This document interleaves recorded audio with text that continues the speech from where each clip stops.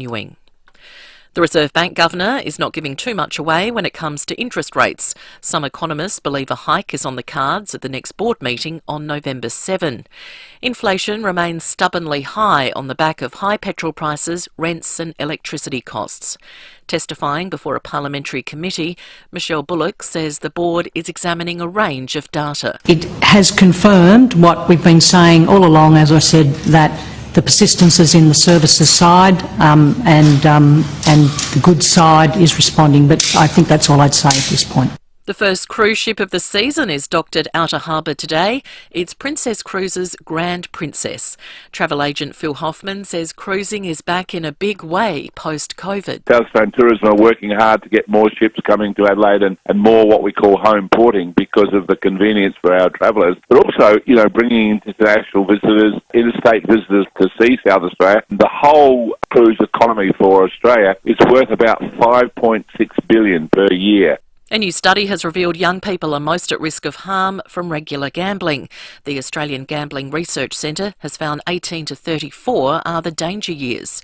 Centre Research Fellow Dr Nancy Greer says the study concentrated on both poker machine and online sports gambling. The pokies gamblers in this younger age group spending about $500 a month on pokies and about $1,500 a month across all gambling activities. Crown Resorts has recorded a $199 million loss in the last financial year. The cost of remediation, financial penalties and compliance measures has seen the casino wipe out profits for the third year in a row. Now turning to FIVEAA sport, and Western Australia is batting first on day one of the Shield clash against the Redbacks at Adelaide Oval. It's just after the tea break and the visitors are 5 for 200. The Adelaide 36ers are in action this afternoon. They face the Breakers in New Zealand. The Matildas' next quest for a trophy begins tonight in Perth, taking on Iran in an Olympic qualifier. And Josh Giddey's Oklahoma City Thunder has defeated the Bulls 124 to 104. Now checking FIVEAA traffic. Copper is critical to the energy transition, and the responsible production of South Australian copper is happening now at BHP. Afternoon in the city, got a crash to look out for Perry Street near Gawler Place. Medindi. Saturday, cloud clearing 26, mostly sunny and 23 on Sunday. Right now it's 18 degrees. Now let's hear what's happening on 9 News Tonight. I'm Kate Collins. Tonight, shocking CCTV shows the moment a gang of girls ransack a Rundle Mall store before attacking the lone worker. The manhunt for a gunman in the US, at least 22 shot dead. The new boss of the Reserve Bank grilled in Canberra what she said about interest rates. And meet Adelaide Zoo's newest additions, baby tamarin twins. See the full story live on 9 News at 6 p.m. and on 9 Now. The FIVEAA Sports Show. Rowey and Timmy G. 6 minutes after 4, welcome on this Thursday afternoon as we get ready to talk all things sport here in South Australia, across the country and the world. Lots happening. Stephen Rowe, Tim Ginniver, good afternoon. Oh, thank you, Sammy. We were up at the Barossa, which is the home of the Rusden Wines and the Blackgut Shiraz, for a sponsors dinner. It was outstanding. Thank you to Christian, Amy and their family, the Rusden family. Also Vintners for their catering. Clarkie. It is amazing. The regional restaurant in Australia for the last 3 years. So Pete, well done. Brilliant. Timmy, a big night and day ahead for sport. Welcome. Yeah, thank you very much. Well, we were meant to be there. But, yeah. Can I say... Technical difficulties? Ask me if I'm happy about it. Oh, well, you know what? Timmy, we left a 2004 Blackguts on the table, a 2019 Boundaries. We left our sponsors who we love. You were just starting to go sideways in the interview you had with me, mentioning the Gazer strip and all sorts. Was that the questions or the answers? But to our sponsors, we love you. Brilliant. To Christian and the family, it goes without saying. If you get to the Barossa, I think I told you last week. Their hospitality is just gold. I sent some New York friends over there. Yeah. And they're still there. I met him, and he was a terrific bloke, Dave. And all the way from New York, took his family up there, 6 of them, and he said they were treated like family. Yeah, and they would do that for everybody. Believe me. Well. Actually, I was sitting next to the One Solution guys, so they couldn't get our 4G up to 5G. Troy and George, yes. Yeah. Oh, well. They just said, anyway, Timmy, get we're on here. Your bike. Beautiful drive. I never get sick of that expressway. It's an easy drive. It's an easy drive. Big show too. Trent Cotchin's got his memoir out. We'll speak to him. Hey, Australia smashed 399. I watched it. Glenn Maxwell, the ultimate flat track bully. They call him the Big Show. What? You don't want to enjoy his Scored fastest ever. the fastest 50 in a 50 over, fastest 100. And a nearly 50, wasn't it? In a 50 over ton in the World Cup. It was unbelievable. What, 106 off 44. He earned the man of the match. Have a listen. I'm very aware of balls faced. I love the fastest 50, fastest 100 records. I think they're pretty cool records, and sometimes to the detriment of myself, I've always probably pushed the boundaries a bit too much. He's a bit like Cirque du Soleil. 1 in 10 shows is good. Oh, you know what I mean? Like I just when Cirque du Soleil is great. yeah, I know what you mean when it's at its best. The other 8 or 9, you go, you know what? Okay. He's exactly that. So you're saying he's not your cup of tea? No. I think when he's on, we got a text on our WhatsApp by Tuggers. There's nothing more riveting than when he is on and hitting him as sweet as a ginger. Well, it was amazing to watch. Better than Warner's ton. The thing I probably enjoyed the most was his ability to time it on the reverse sweep, which he knew that was the short boundary because of the way the pitches were set up. So he thought, well, I've got to reverse this. But he hit not 1, 2, 3 in the middle of the bat over the boundary line. And I'm going, that is a certain talent that can do that. Yeah, like Cirque du Soleil. Timed it brilliantly. And I just thought, well, look, a terrific innings. He deserves his accolades and the like. Done. But I think he is an X factor for... And I know Kim Hughes had a massive crack at him the other night. And I did say to Kim, didn't I? I said, don't you have to sometimes take that bit of stupidness with the fact that this X factor can do this? And the others have got to cover him. And what I didn't like... Cameron Green selected in front of Stoinis. Yeah, worried about that one. Did not like that. Fair call. Davey Warner, 104 off 93. I'm glad we didn't drop him in the end. I wished I hadn't called for it. I mean, he got a record. That's his 6th World Cup century. No one's had more than that in a World Cup. For Australia. For Australia. Yep. I mean, that is unreal. I think there's 2 people got 7. Tendulkar and Rohit Sharma. There you go. Great stat. Dutch bowler Buzz Delid. 2 for 115. Sorry, can you say that again? What? I think it might be delete. Bus delete? I'm speaking Dutch, mate. Oh, yeah, right. Delete. Well, you've never worn clogs. I have. Oh, no. Mate, 2 for 115. What a peanut. 2 for 115. Look, he went at 11 and over. He went very expensive early. Yeah. I think at 15 and over. Then he came back, took 2 wickets. I thought, well done, young fella. You fought back here. Then he got smashed at the end. He did. Hey, my mate, Zamps. 4 for 8 or 3 I was going to question you on this. Well, here we go. I reckon you should go on a vegan diet. Hang on. He had a vintner's steak last night and a beer because he heard me pot him, and that's what happens. Well, this whole series, he's been taking 3s and 4s. Yeah, good on him. You've not given him credit for it. No, I need to. He's a good bowler. Don't worry about that. Very good. Redbacks FIVEAA. Warriors won the toss, elected to bat. They are currently 5 for 203. 6. Are they 6 now? Another one's dropped. Another one's dropped, mate. So. And where's the Agar? 4 This is good. How good? Going all right. Can't lose from here. Oh, Day 1, Adelaide Oval. We haven't batted. Sammy, why would you play there? Every time. We haven't batted. No, I did it last time when they won. It did work, actually. There you go. I can feel it. God, I love it when the Redbacks do well. Use them all. Still on that, our mighty Matildas, they take on Iran for an Olympic qualifier in Perth tonight, 9:30 our time. I'm going to sit up and watch that. Sold out, Timmy. Which is Sold fantastic. out, all 3 of them. I'm over the moon about that, and the following hasn't diminished, obviously, from the World Cup, which is awesome. But 3 games to have, and I think the 3rd game, which they were a bit concerned about, that's now 50,000 tickets sold. Philippines Sunday, then Chinese Taipei on Wednesday. Here's our coach. I call him Goose, the big Goose Burger. What was that movie, Top Gun? Yes. Goose? Goose. Yeah, Goose. Correct. Tony Gustafsson. You know, there's noise outside and there's interest. I don't think their head are going to blow up too big and the egos are going to carry them away. I think they're going to stay focused on the task, on leaving the jersey better than they found it. Well done, Goose. Gustafsson. Where does it sit an Olympic qualifier? They've had a busy year. Oh, they have. But 11th game this year as an Australian. The thing about it, it's come up so quick because Tokyo was 21, Paris is 24. We haven't got a lot of time.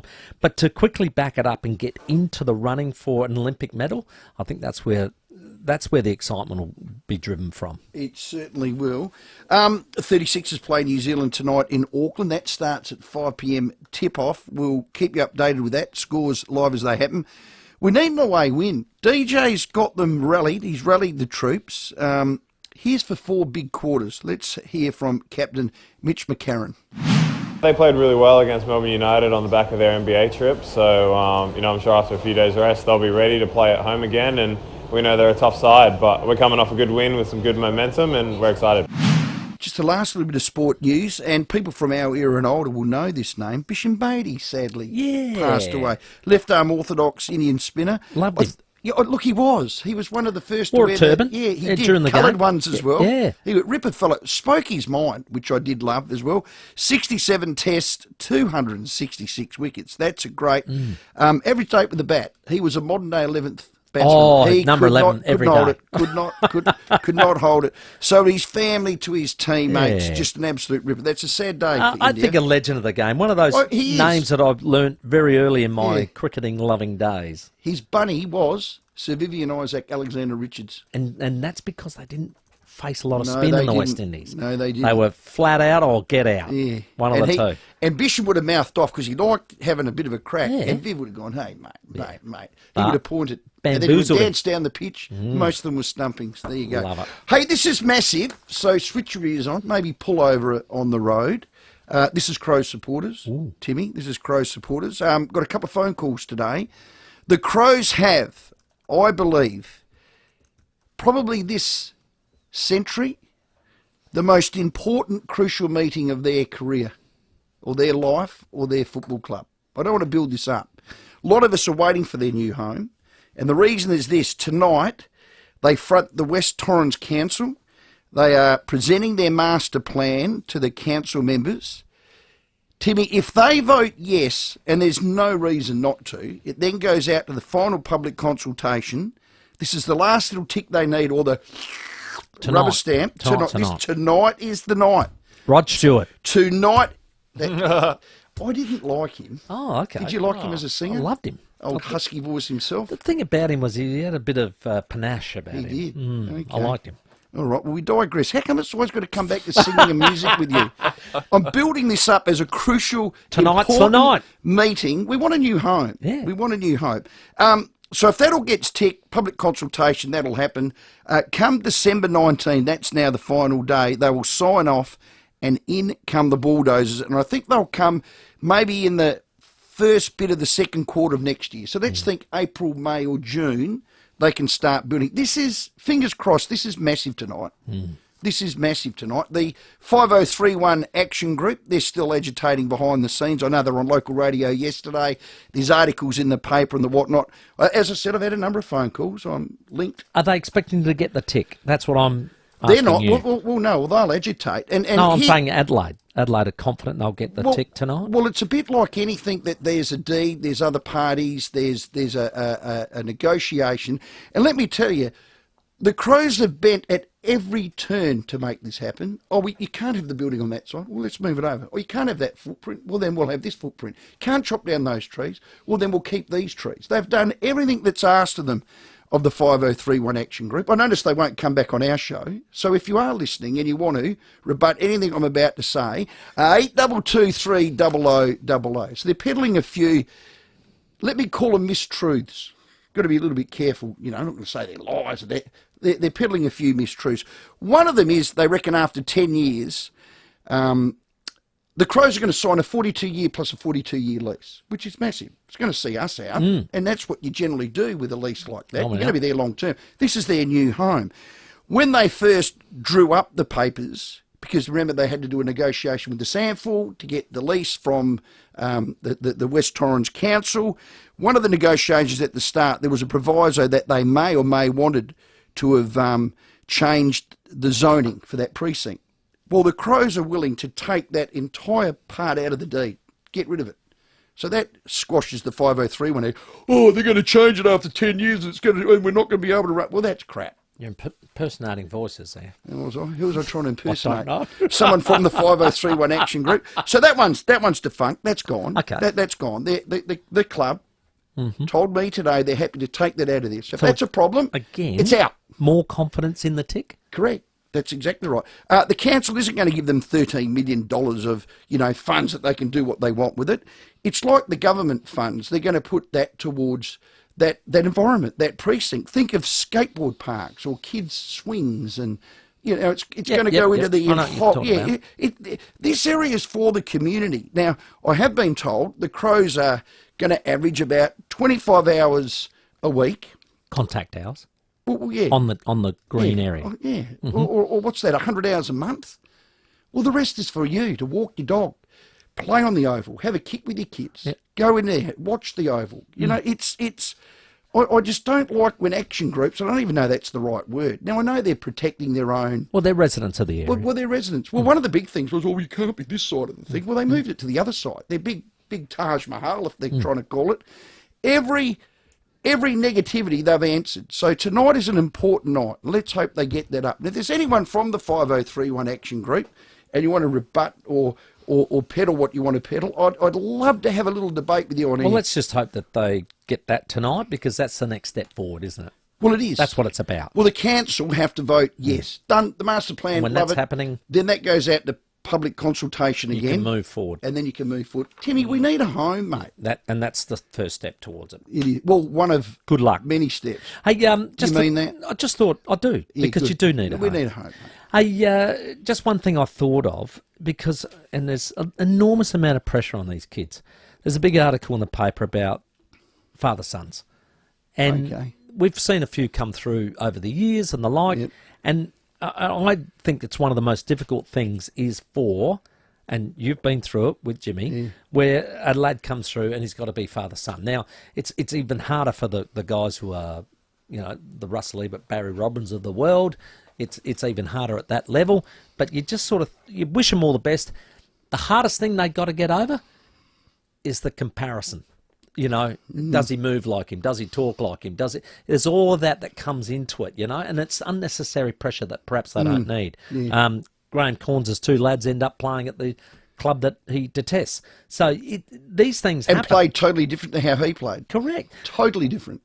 8223 My question is, tell us the father-sons that you reckon did all right. Yeah. They did all right. And it doesn't mean they have to do better than their dad or anything they like. But I think that's the number one problem. But they did all right. Yeah. They went all right. Underneath all that scrutiny, all that pressure, they did all right. And I think Gary Ablett Jr. did all right. I'd like to take my hat off there. Because that was enormous pressure, wasn't it? And he did all right. He did all right. Give us a call. Good one. There's got to be plenty out there. I love that. 8223 0000 is the number. Lines are open for you right now, 20 minutes after 4. Caro's on the show tonight. As they said, Trent Cotchin is going to join us later on. Stuart O'Grady, Andy Harper to talk Matildas. We'll cross to India very shortly and get a bit of a taste of what it was like to watch Max Ball last night. Not Baz Ball, Maxi Ball going absolutely nuts. And more time for your calls as well. It's 20 after 4. Rowey and Timmy G on the 5AA Sports Show.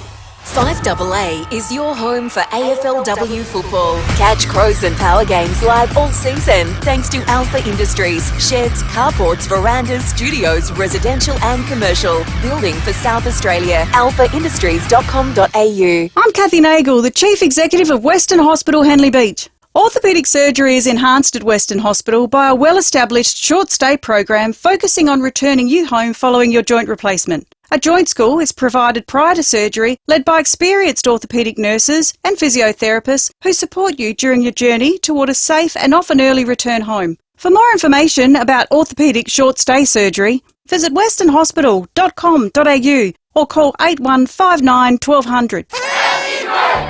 It's party time at Allington's. Join us in celebrating our exciting 45th birthday and save 20 to 60% off your favourite country work and western wear brands. Save on Ariat, Cobra, Bullseye, Thomas Cook, Wrangler, Riders, Cat, FXD and more, up to 60% off. Don't miss this huge birthday sale on now. Selected lines only. Party must end 30th of October. In store at Main North Road, Parafield and online allingtons.com.au. The best in country work and western wear since 1978. 22 past 4. Hey, TJM will be at the 4x4 Adventure Show this Friday, Saturday and Sunday. It's at the Wavell Showgrounds. They reckon it's the best in Australia. Yeah, I reckon we're going to speak to Peter Woods tonight. Yeah, we will. We are. Yeah. Great chance to see TJM's vehicles totally decked out with the latest TJM gear, including the new Land Cruiser 300 and the next-gen Ford Ranger. How good would that be? Spot on. See Patriot campers on display with up to 8,000 $1,000 off across the range. Plus, TJM have cracking deals on off-road gear. Now, bull bars, suspension kits, recovery gear, roof racks, and much, much more. When Italo says cracking, they're cracking. Get in there this weekend. That's not all. TJM have teamed up with another great South Aussie company, TIG Industries. They bought a range of SA-made trays and canopies to take you from job site to campsite. Oh, I like that. Oh, yeah. That is very good. So, well written. So if you love off-roading, you'll love TJM at the 4x4 Adventure Show, Wavell Pavilion. Don't miss it this Friday, Saturday and Sunday. It's official. Prawn season is here, and SA King Prawns is the place to go for the freshest catch. When Tony, Heather and their crew aren't at sea, they're selling their delicious catch in the SA King Prawns store in Edinburgh North and SA Farmers Market, Paraka. Pick up 2 kilos of raw medium prawns for $35. Buy 2 cartons and get $10 off. And Coffin Bay oysters from $15 a dozen. SA King Prawns. Saturdays only in 15 Hewitson Road, Edinburgh North. Sundays only at the SA Farmers Market, Paraka. Want to support South Australian traders and farmers? Shop at the Adelaide Central Market. Coming up this Friday and Saturday is our Seafood and Sounds event, a celebration of world-class SA seafood. There'll be cooking demos by top chefs, pop-up Coffin Bay Oyster and Wine Bar, and traders will dish up their best seafood specials. Plus, there'll be free kids activities Saturday morning and live music throughout the event. Seafood and Sounds, this Friday and Saturday. Visit AdelaideCentralMarket.com for the full program. I'm Ned, and I'm a geek, and I fight hackers. I can help protect your household against scammers, viruses, and more. It starts with a digital security check from one of our techies. Visit geeks2u.com.au, that's the number 2, the letter U. With more stores close to home and everyday low prices, great food lives at Foodland, the mighty South Aussies. Rowey and Timmy G on the 5AA Sports Show.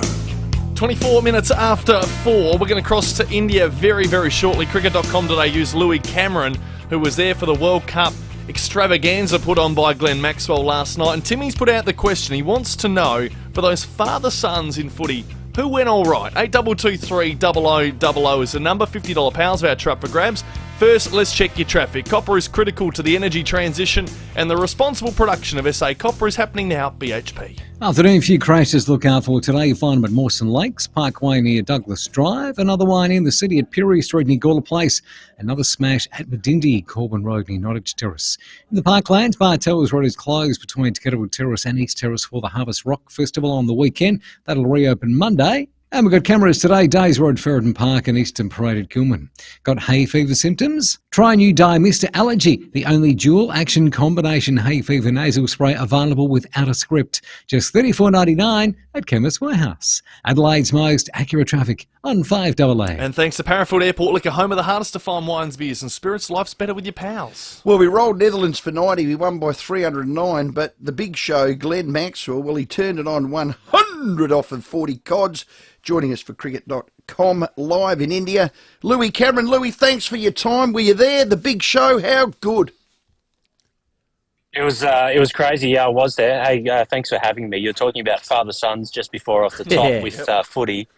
Glenn Maxwell's son just arrived a couple of days ago. He's probably a few years off being a father-son prospect, but he did say that it kept him up quite a bit in the lead into this game, and on top of that, he was pretty sick. So pretty amazing to kind of pull out what he did.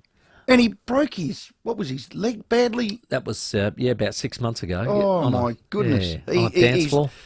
When he turns it on, he turns it on. And the other one was Davey Warner. I'm glad people like you and I, Louis, weren't calling for his head. Got his 6 ton. Might have been a bit premature. Yeah, he's not a bad player, that bloke, is he? Yeah, they might... Yeah, no, he batted beautifully, but he's probably not going to get many of the headlines because what Maxwell did was just, frankly ridiculous. And it shouldn't overshadow. I mean, Dave Warner he's arguably Australia's best ever white ball batter if you add in the T20 stuff, and he's up there with Ricky Ponting in terms of best 50-over cricketers we've ever had, I reckon. I mean, he was fantastic. It was the Netherlands, but it's still a game they need to win, considering they've got New Zealand and England kind of coming up next, and they're two pretty good teams. I said prior that the Netherlands weren't easy beats. They'd beaten South Africa, the only game that they've lost in this tournament. Yet I think their whole heart and soul was ripped out of them by the Australians. I think that's pretty fair to say. Yeah, I mean, they're really well drilled. They're a really interesting team because They fielded they only beautifully. just They qualified. tried, didn't they? Mm. They They fielded. did, yeah. They fielded really well. They, they let Maxwell off. There was a tough running chance, kind of going back at mid-off early on. But I really like it. They're captained by an Australian. He's from Melbourne and he grew up in Australia. And they kind of run out little scraps of paper all the time to suggest matchups about who should be bowling at certain times. So they're a really lovable kind of underdog, the Dutch. They're only going to get better with these kind of opportunities. I just kind of hope that they keep getting a chance to play against the likes of Australia. Last night wasn't a reflection of how good they are. They did beat South Africa early in the tournament, and they've been one of the best teams in the competition. So I hope it doesn't colour people's view of the Dutch who are on the way up. I was surprised to see Cameron Green play, and then I've been hammered on the text line here saying Timmy Stoinis was injured. He had a bit of a tight calf or something like that, which I now understand the selection of that. But you wouldn't play normally Green in front of Stoinis, would you? No, I think Stoinis is the first pick. I mean, they gave Green every chance to kind of get right for this tournament, to prove that he's in their best 11. He's just not quite there yet. Like, he's figuring out a lot for a young 23 or 24-year-old guy who's had a breakthrough little moment in Test cricket and then obviously lost his spot during the Ashes. He's the $3 million man in T20 cricket. So, 50 over cricket on top of that is a lot to kind of figure out. But, yeah, so I don't think Marcus Stoinis' calf injury was too bad. It was just the kind of thing, it's almost like the, round 22 or 23 of the footy where leading into the finals, you just might rest one of your gun players who might be a bit under the weather. Because, as I mentioned before, New Zealand is going to be huge on Saturday in Dharamsala, and then beyond that, England. Haven't had a great tournament so far, but they're going to be really tough to beat too. Trav Head, probably in the end, no surprise. He didn't force his way in. He's not going to for a while now. Even Marnus got amongst the runs. Stevie Smith got 71, so it's going to be tough for him. I think it will be, yeah. I think he will come into this team. Like, first and foremost, he's become a fantastic white ball opener. We know We've seen what he's done in Test cricket, and he's really improved. So he will come in. It's just kind of who goes out. I mean, Marnus Labuschagne looks like the most likely one at this point. He did bat beautifully last night, as you mentioned, but someone's going to be the unlucky one. Louis, stay safe over there. Well done. Get him up over New Zealand. Away we go, and thanks for your time. Hey, no worries, guys. Anytime. He's a ripper, any cricket.com.au, reported live in India. Louis Cameron repeating that news. Australia won by 309 runs. This is a team that beat England. Beat South Africa. Beat South Africa. Yeah. I keep saying that. Afghanistan beat England. Yep. Yes. That's correct. We've got New Zealand coming up. We do. We've also got Bangladesh, Afghanistan and England, and then that's Okay. it. So Come on. probably need 3 wins if you want to get There you yourself go. a guarantee into the semi-finals. Easy. 29 minutes to 5. We're going to chat to Stuart O'Grady after the headlines. The 5AA Sports Show with Rowey and Timmy G.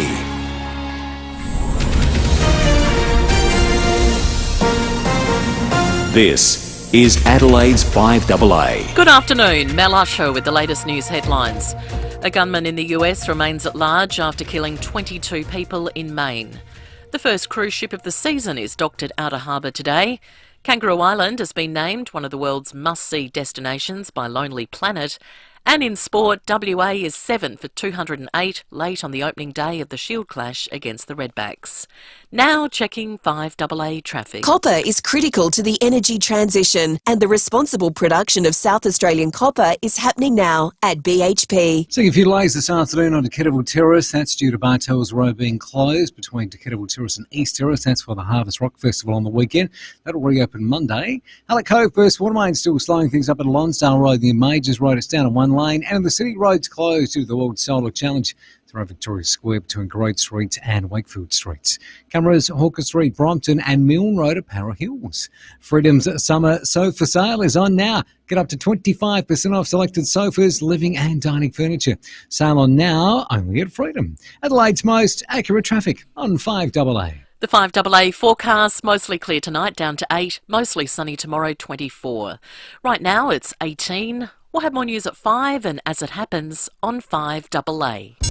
FIVEAA Breakfast. The Education Union is running a week-long ballot of its 12,000 members to prepare for a full-day strike Thursday, November 9. President of the AEU, Andrew Cole. Informing Adelaide. So, Andrew, have you guys had a public relations bypass there at the AEU? Year 12 kids are about to do exams, you're about to go on strike. The workload is too excessive and we're currently the lowest paid in the nation. What about the kids who are about to do Year 12 exams? 6 a.m. weekdays on 5AA. Hi, I'm Lynn Andrews.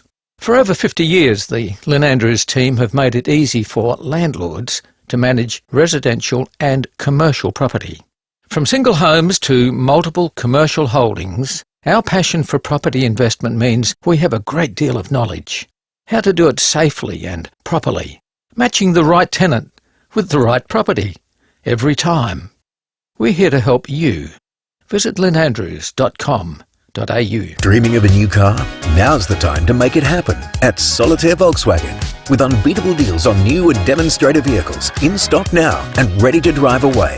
Visit Solitaire Volkswagen, Hawthorn and Medindi today. DL 65541. If you're a worker, a walker or a seasoned traveller, from the roads of Adelaide to the cobblestones of Europe, Danish-inspired Echo shoes take you there in style and comfort. And right now, when you try on a pair of men's or women's Echo dress or casual shoes, you'll receive a bonus picnic blanket for added comfort while exploring the great outdoors. Grundy Shoes, family owned and operated, your feet are in good hands. Open 7 days in Adelaide, Glenelg, Victor Harbour, or shop online with confidence. Grundy Shoes, your iconic footwear destination. Aldi's fresh, juicy Kensington Pride mangoes are now only $2.49 each and so tasty. You'll eat the whole thing. Even the stone? Yes, even the stone.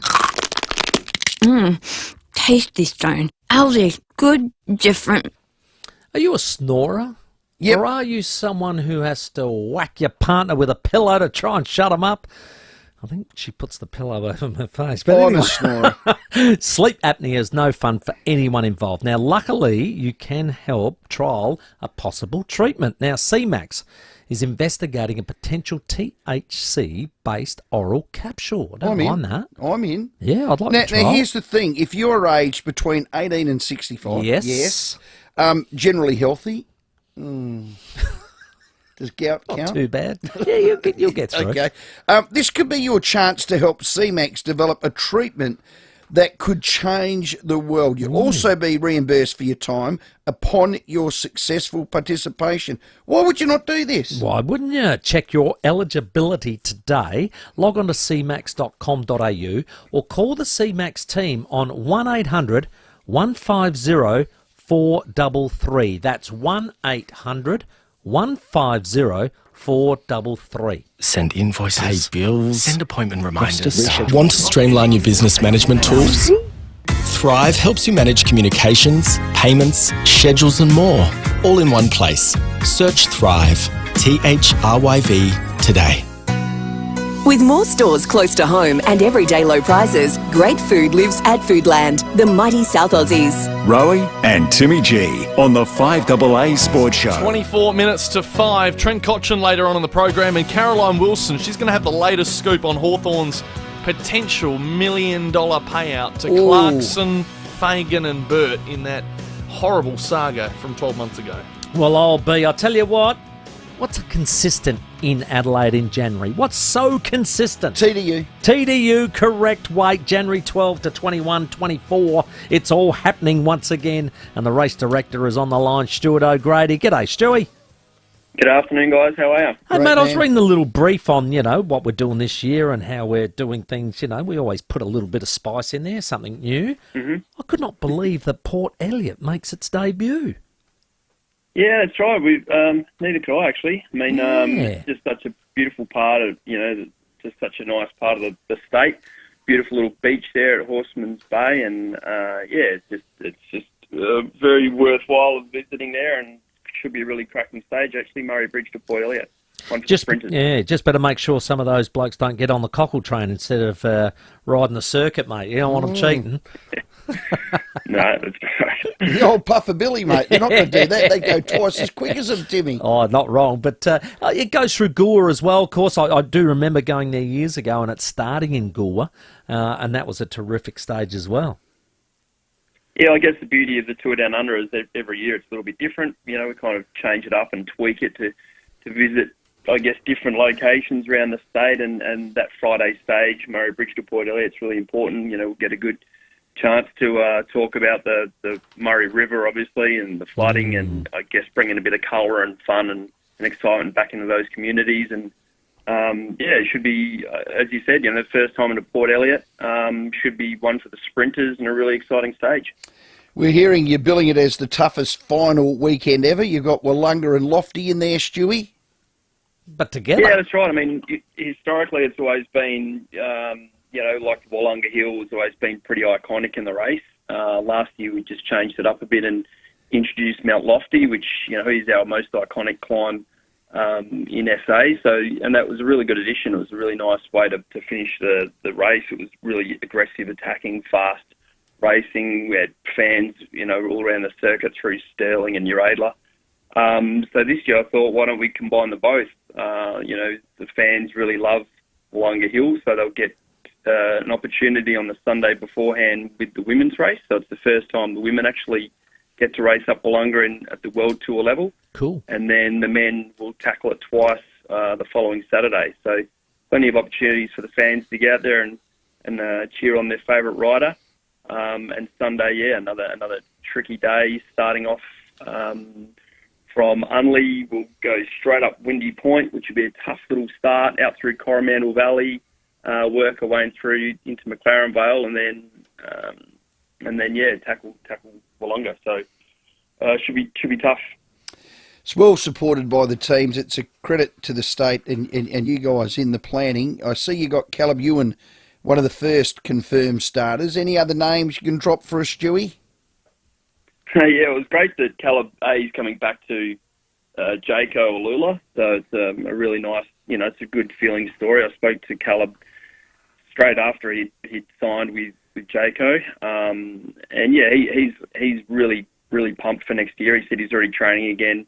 He's kind of had a couple of years of pretty, I guess when you're a sprinter and you're not winning, the confidence takes a big blow. So for him to go back to, I guess, the Australian team and get some good support around him is really important. And, he's going to look to come out firing at the Tour Down Under and the national championships. And as sprinters, they just need to get the wins on the board straight away, and that kind of sets up the rest of it. They get that momentum going, just like footy or any other sport, really. Once they get that first win, things kind of roll and the pressure valve is released a bit. So, got straight on the phone to Caleb and signed him up. So it'll be good for him and his morale to get and the Aussie fans, obviously. And just in talks at the moment with a few more big name riders, which hopefully we'll be able to share with you very soon. Ooh, yes. Beautiful, like that. Hey, some couple of stars that are coming. The F1 boy, Valtteri Bottas. Yeah, Bottas. And his partner, Tiffany Cromwell. They're doing a gravel event. Can you explain that? That sounds nasty if you come off the bike. Yeah, well, gravel's really taken the world by storm at the moment. It's obviously, it's away from traffic issues, traffic management plans. So it's a bit like mountain biking was back in the day. But gravel's taking off around the world, and Valtteri is pretty much almost honorary Aussie now. He's got his mullet and he's, he gets pretty funny promotional videos going, which I'll let the listeners have a look at themselves. I'm not going to talk about his budgie smugglers, but oh dear. And Tiffany Cromwell, I mean, she's just a local superstar. Tiff, I've known her for a long time, and they kicked off this year with Finland Gravel, and being a local girl, Tiff thought, why not make Adelaide Gravel? So, look, it's going to be an associated event. It's something different. Again, anything with two wheels, we welcome at the Tour Down Under, and through the Festival of Cycling, we had BMX and mountain bike. We had track racing. So the addition of gravel is really exciting for us in our event. It's capped at 250 people. I think there's only about 40 places left, so that's going really well.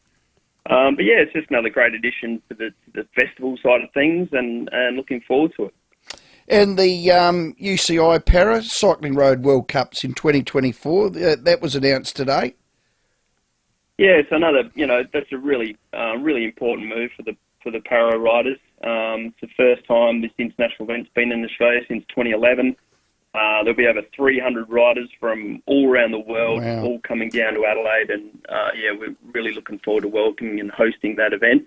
It's over a few days, mainly all based out at the Bend, where they'll tackle time trials and all different types of relay races and team events. So, it's a big event for the paras, and leading into Paris 2024, which is going to be here before we know it. This will be a really, really important stepping stone for those athletes. Well done, Stewie. Thanks as always for your time. No worries, guys. Look forward to seeing you out in the bike in January, I hope. Will do. Santos Tour Down Under race director Stewie O'Grady starts 12th of Jan until the 21st. I'm going to have to get back on my bike. It's always good. Well, you are. I've done that a couple of times. I'm not really, but I do like cycling. Stewie gave me a top last year. And that's all you did? I haven't put it on yet, but I'm determined. I've got the bike now, and I know I had a breakdown last year, but... No, I'll do it again. I'm going to start slowly. I've got a couple of good mates that love it. They don't miss it. Stewie O'Grady, our guest. Let's go to Toorak Gardens. We'll speak to Russell, where we're asking about father sons that did all right. They did all right. G'day, Russell. Serge Silvani and Stephen Silvani were pretty good. Oh, yes, Serge and Steve, and... well, even his lad that's playing now, he does all right, doesn't he? He hangs in there. He goes all right. Not easy when you're following a grandfather and a father, is it, Russ? Son of Sauce. Yeah. Thanks, Russ. And it goes for father-daughters, father... Yeah, that's right. There's a few of those popping up now. Yeah, there is. Yeah. Let's go to Phil. Hello, how are you guys? Hey, Phil. I've got a father, mother, uncle, cousin combination for you. Yes. Whoa, yeah, all right. Slow down, do it slowly. Yeah, okay. So we've got a young fellow who used to play for North Adelaide, won a McGarry medal, and runner-up for Brownlow, played for Port, called Josh Franco. Correct. His dad was Maury, who played for North Adelaide. Correct. His mum was Julie Franco, who maiden name was Julie Robin, who, as Australian netball captain, never lost a game. Wow. And sister to Barry, and Rodney, and cousin to Matthew and Jonathan and Jade. Oh, that's incredible. What a family tree that is, Phil. And I think Julie and Barry would be the only brother-sister combination that are in the South Australian Hall of Fame. Wow. That is staggering. And they both had knee recons. How much talent in one family. It's ridiculous. Goodness me. And so did Josh. And Julie's grandsons now coming along, I think, play for North Adelaide. Well, there you go. Goodness me. Unbelievable. What a great family done, tree. Phil. Well done, Phil. That's brilliant. That's a $50 powers voucher. Right there. Yeah. Congratulations. Use it wisely, Phil. We're with Sam. He's probably in the car coming back from Ruston Wines now. Correct, Sam. Keep them coming in. A couple of unique home-style food text. One here, Matthew Robin, not a superstar, but did all right. Oh, 2 flags. I'll tell you what, Crows fans are very happy he played. Let me Another tell you one, right now. Roger Kerr and Sam Kerr. Oh, yes. Sam Kerr's playing tonight. Excellent. Well, Daniel wasn't too bad. Daniel wasn't too bad. So they've got a very talented family there. Very nice indeed. Unreal. Keep them coming in. The father-sons that did all right under all the pressure of their old man. Exactly. Well, I think we've got to say the Corns boys did all right. They did all right. Yeah, they did all they right. More than did all right. Yeah, spot on. They were superb. Keep your submissions coming in. 8223 0000. More vouchers to give away. It's 14 minutes to 5. Let's check your traffic. Copper is critical to the energy transition, and the responsible production of South Australian copper is happening now at BHP. In the Parklands, Bartels Road is closed between Kettle Terrace and East Terrace for Harvest Rock Festival on the weekend. That'll reopen Monday with some heavy lanes around there at the moment too. In the city, roads closed due to the World Solar Challenge. Victoria Square between Great Street and Wakefield Streets, and that burst watermain at Halleck Cove is still getting fixed. Lonsdale Road near Majors Road, so expect a few delays if you're heading that way. Got a camera to Burton Road at Paralawi. At Bob Jane T-Marts, get up to $300 a cash back on select Pirelli tyres when you buy 4. Ends October 31st. Details at bobjane.com.au. T's and C's apply. Adelaide's most accurate traffic on 5AA. The 5AA Sports Show, Rowey and Timmy G. Copper is critical to the energy transition, including the manufacture of electric cars, wind turbines and solar panels. The need for responsibly produced South Australian copper is clear. It's happening now at BHP. Visit bhp.com/critical. I'm Kathy Nagel, the Chief Executive of Western Hospital Henley Beach. Many people don't know that they don't need health insurance to be treated in a private hospital. Many procedures are more affordable than you may think, and access to a wide range of specialists and services is just a phone call away. So if you're considering surgery, there are various payment options available, and we can arrange a personal quote. If you have questions about paying for your own procedure in a private hospital, give Western Hospital a call on 8159 1200 to discuss. When you need to get the job done, you deserve a one-stop shop when it comes to all things tools for tradies and serious DIYs. It's all in the one place. It is the Toolkit Depot. Now, look, I know a lot of tradies. I know a lot of serious DIYs. They all tell me Toolkit Depot is the place to go. Now, Seaford is having a massive car park sale this Saturday. So if you've got a project coming up, you can't miss it. Get down there. Well, I know it's Seaford, but it's worth the drive if you're way down north or whatever. Yeah. Just get there. Hurry in for exclusive deals on the day. More than pay for your petrol, what you'll save. Includes tool brands on site like Makita, DeWalt, Husqvarna, Kinchrome and Peerless. There'll also be food and drinks available, plus prizes and plenty of giveaways. Spot on. Don't miss Toolkit Depot, Seaford's massive car park sale this Saturday, October 28 from 8 a.m. to 4 p.m. Now, where is it? 13 to 15 Seaford Road, Seaford Meadows. Visit toolkitdepot.com.au.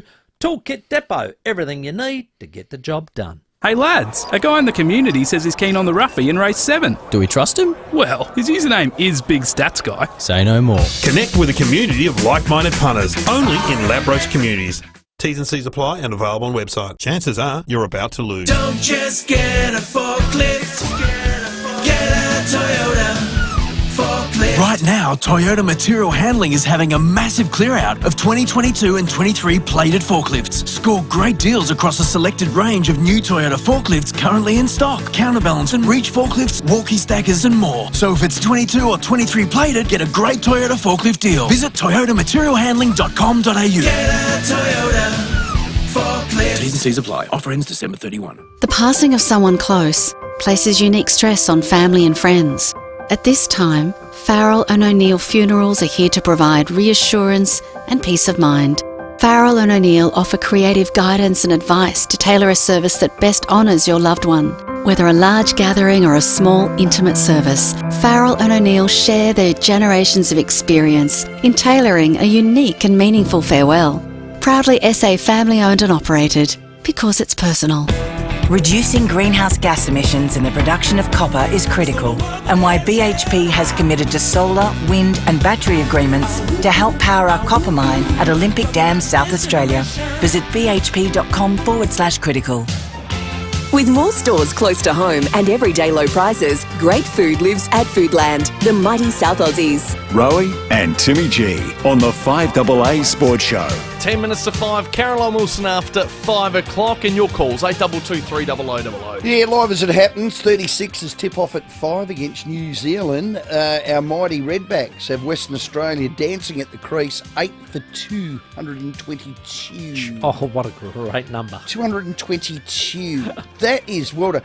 Weziaga, 4 for. So South Australia have managed to go from, it was 3 for 170. They've taken 5 for 45. Oh, no. So very good last hour or so. Great work. Hello there, Mark.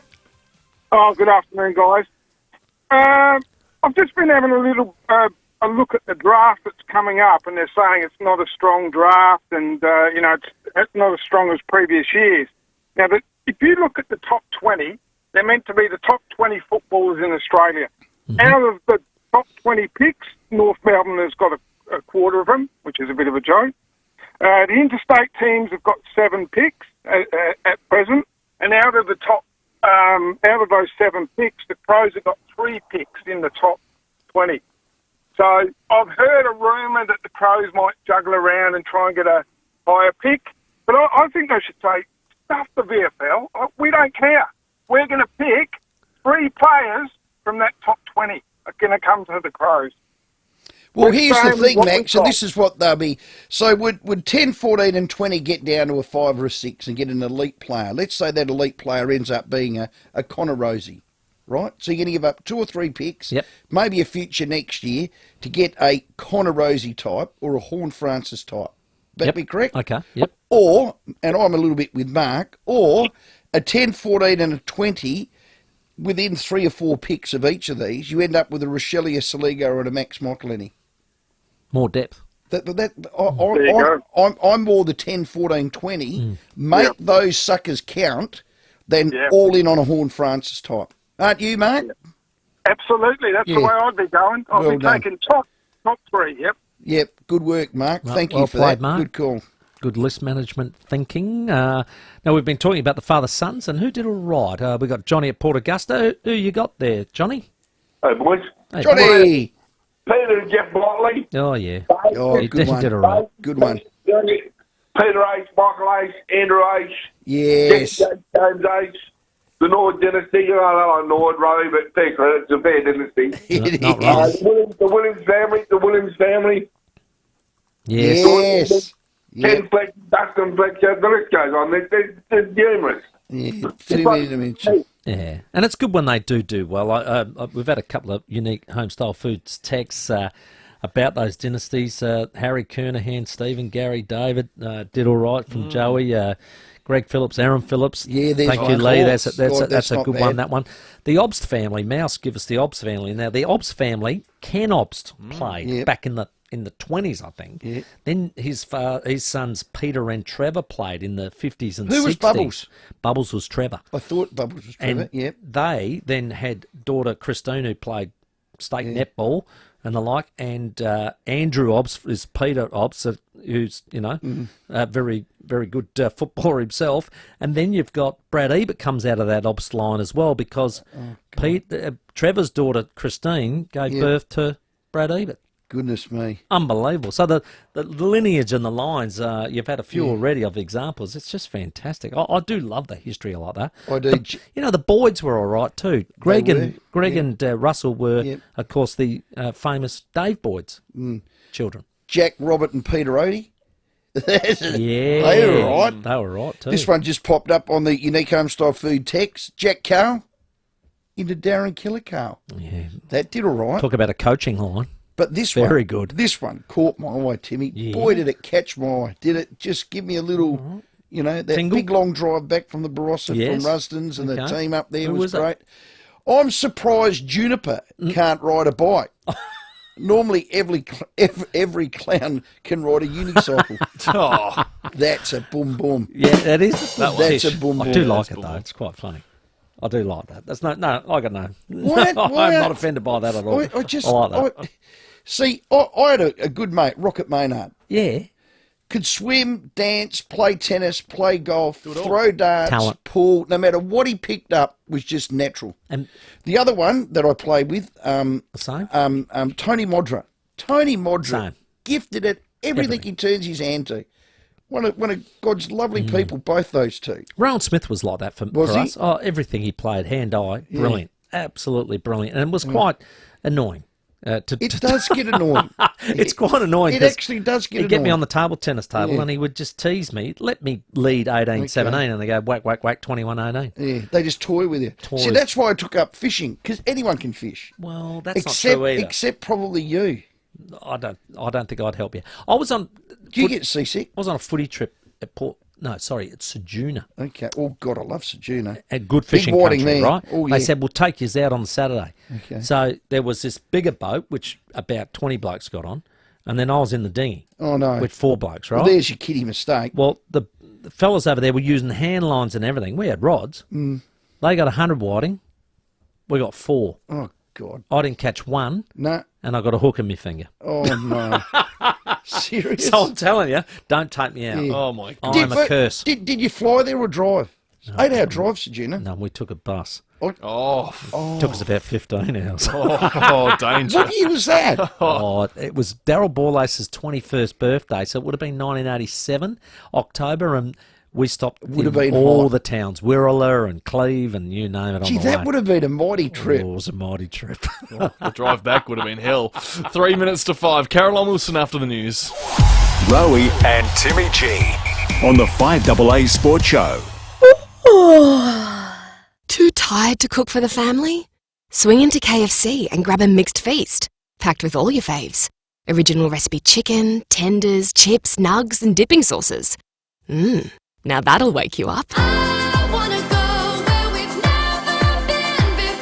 Celebrity Cruises' award-winning Edge Series ships will have you ticking off up to 10 hotspots in one voyage. resting in accommodations designed to bring you right to the water's edge, dining in up to 32 distinct restaurants, bars and lounges, and flying over the sea on the magic carpet. The world's best ships sailing to the world's best places. More happens on the Edge. Visit celebrity.com/au or contact your travel advisor to book. Now, if you're a fan of the award-winning true crime podcast and 5AA radio show Just Lawful, they're on Sundays at 7. Don't miss a special Just Lawful event. I spoke to the boys the other day. They came in, and Sean and Daniel, we have a great yarn. They're live at Norwood Concert Hall, November 1st. That's next week. It's going to be a sensational event. I'm desperate to get there. And they said I can go, but my wife said I can't. Oh, okay. Well, you could introduce them as a cashy. That's a good idea. Now, if you haven't heard them, Just Lawful, they're very good. Hosts Sean Fuster and Daniel Pinozzo, they'll inform and entertain in this original interactive event where you'll be presented with the evidence and you're asked to decide if you can find the accused to be guilty or acquitted of the charge. So if you're sitting in the audience... This is brilliant. You're like a... this is like an Agatha Christie. Yeah, but you're like you're the jury. You're the jury. You're the jury. Correct. Okay. Where you'll find the outcome to be just lawful, both or neither. Part proceeds, this is what I love about the boys, will benefit Just Lawful's advocacy partner, Zara Foundation. How good's that? Yeah, they're not in it for them, I tell you. They are very unselfish good boys. Just Lawful Live, the Norwood Concert Hall. It's on November 1st. I think that's Wednesday next week. From 6:30 to 9. You got a book at Humanitix. It is spelled Humanitix. Humanitix. Humanitix, I think. That'll do. Yeah. .com. Thanks to their platinum sponsor, the City of Norwood, Payneham and St. Peters. Go, boys.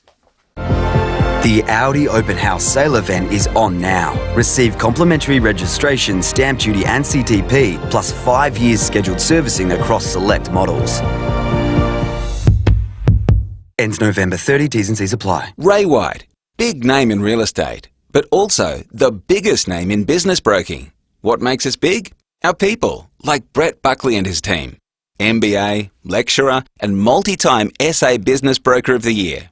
Brett doesn't just read a P&L, he feels it. If you're selling or expanding your business, Brett can take your business apart and find you more money. And we're not talking small change. Go on, touch base with Brett. Search Ray White Business Sales SA. Australia, there's great value, hands down at Coles, with thousands of specials every week. Like Coles RSPCA approved whole chicken, now just $4.50 per kilo at Coles. Offer ends 7th November. Online, on DAB Digital Radio, and on 1395 AM. Talking Adelaide. This is Adelaide's 5AA. Mostly clear tonight, mostly sunny tomorrow, 24. With the 5 o'clock news, I'm Mel Usher. There's plenty of stock ready for immediate delivery on Mitsubishi Triton from Agostino Mitsubishi, Nailsworth and Elizabeth. The manhunt continues in the US after a gunman opened fire, killing 22 in the state of Maine. Correspondent Jonathan Kersley has the latest. 22 people are reported to have been killed, 80 people shot in what is now the worst US mass shooting in the United States this year. Police continue to search for a person of interest they have named as Robert Card. He is an Army Reserve member, a firearms instructor, reportedly admitted to a mental health facility over the American summer before he was released. Crime scenes have been established at a bowling alley that was hosting a children's event and a bar in the town of Lewiston in the state of Maine. 70,000 people have been told to shelter inside and keep the doors locked as the manhunt continues. A high-profile man accused of rape in Toowoomba has been identified as Bruce Lehrman. He's facing 2 charges of rape, which police allege occurred in October 2021. The Prime Minister and his partner have attended an official state dinner on the White House lawns as Anthony Albanese prepares to wrap up his trip to the US. Zach De Silva reports from Washington. Musicians, business leaders and even the boss of the NRL have turned up to the White House in their finest for a state dinner hosted by the President and First Lady.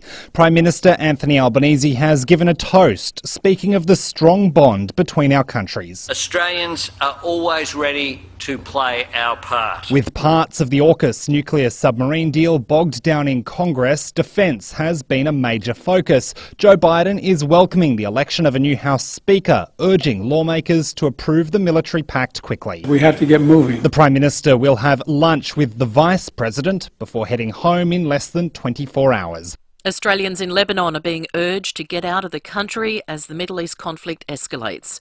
Around 15,000 citizens are believed to be in Lebanon, but only 400 are registered with Foreign Affairs. People should use commercial flights to get out.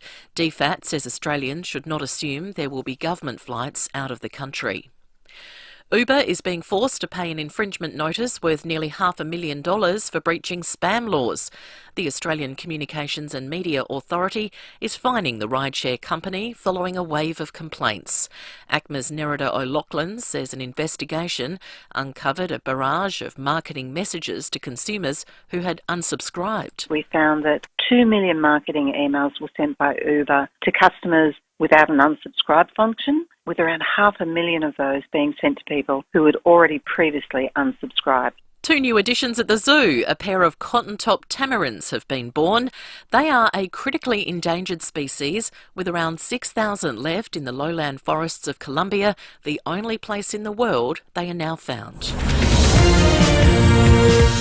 Now turning to 5AA Sport, and it's late on day one of the SAWA Shield clash at Adelaide Oval. After winning the toss and electing to bat, the visitors are none for 234. Well, Australia is setting its sights on trans-Tasman rivals New Zealand at the One-Day Cricket World Cup after demolishing the Netherlands. The Aussies meet the Black Caps on Saturday. Glenn Maxwell played through illness last night to score a 40-ball 100, the quickest ever century at the tournament. Tonight is a must-win match for England when they take on Sri Lanka. Vice-Captain Moeen Ali says they can't afford any more slip-ups. Everything's a must-win, and we know we've been in this position before, probably not as to this degree, but we have to get our confidence and perform well and bat and bowl and field better than we have done so far in this tournament. The Matildas are back together for the first time since the World Cup as they start their campaign to qualify for the 2024 Paris Olympics. They take on Iran tonight in Perth. And congratulations to Port's AFLW coach Lauren Arnell. It's been revealed she married her longtime partner earlier this week.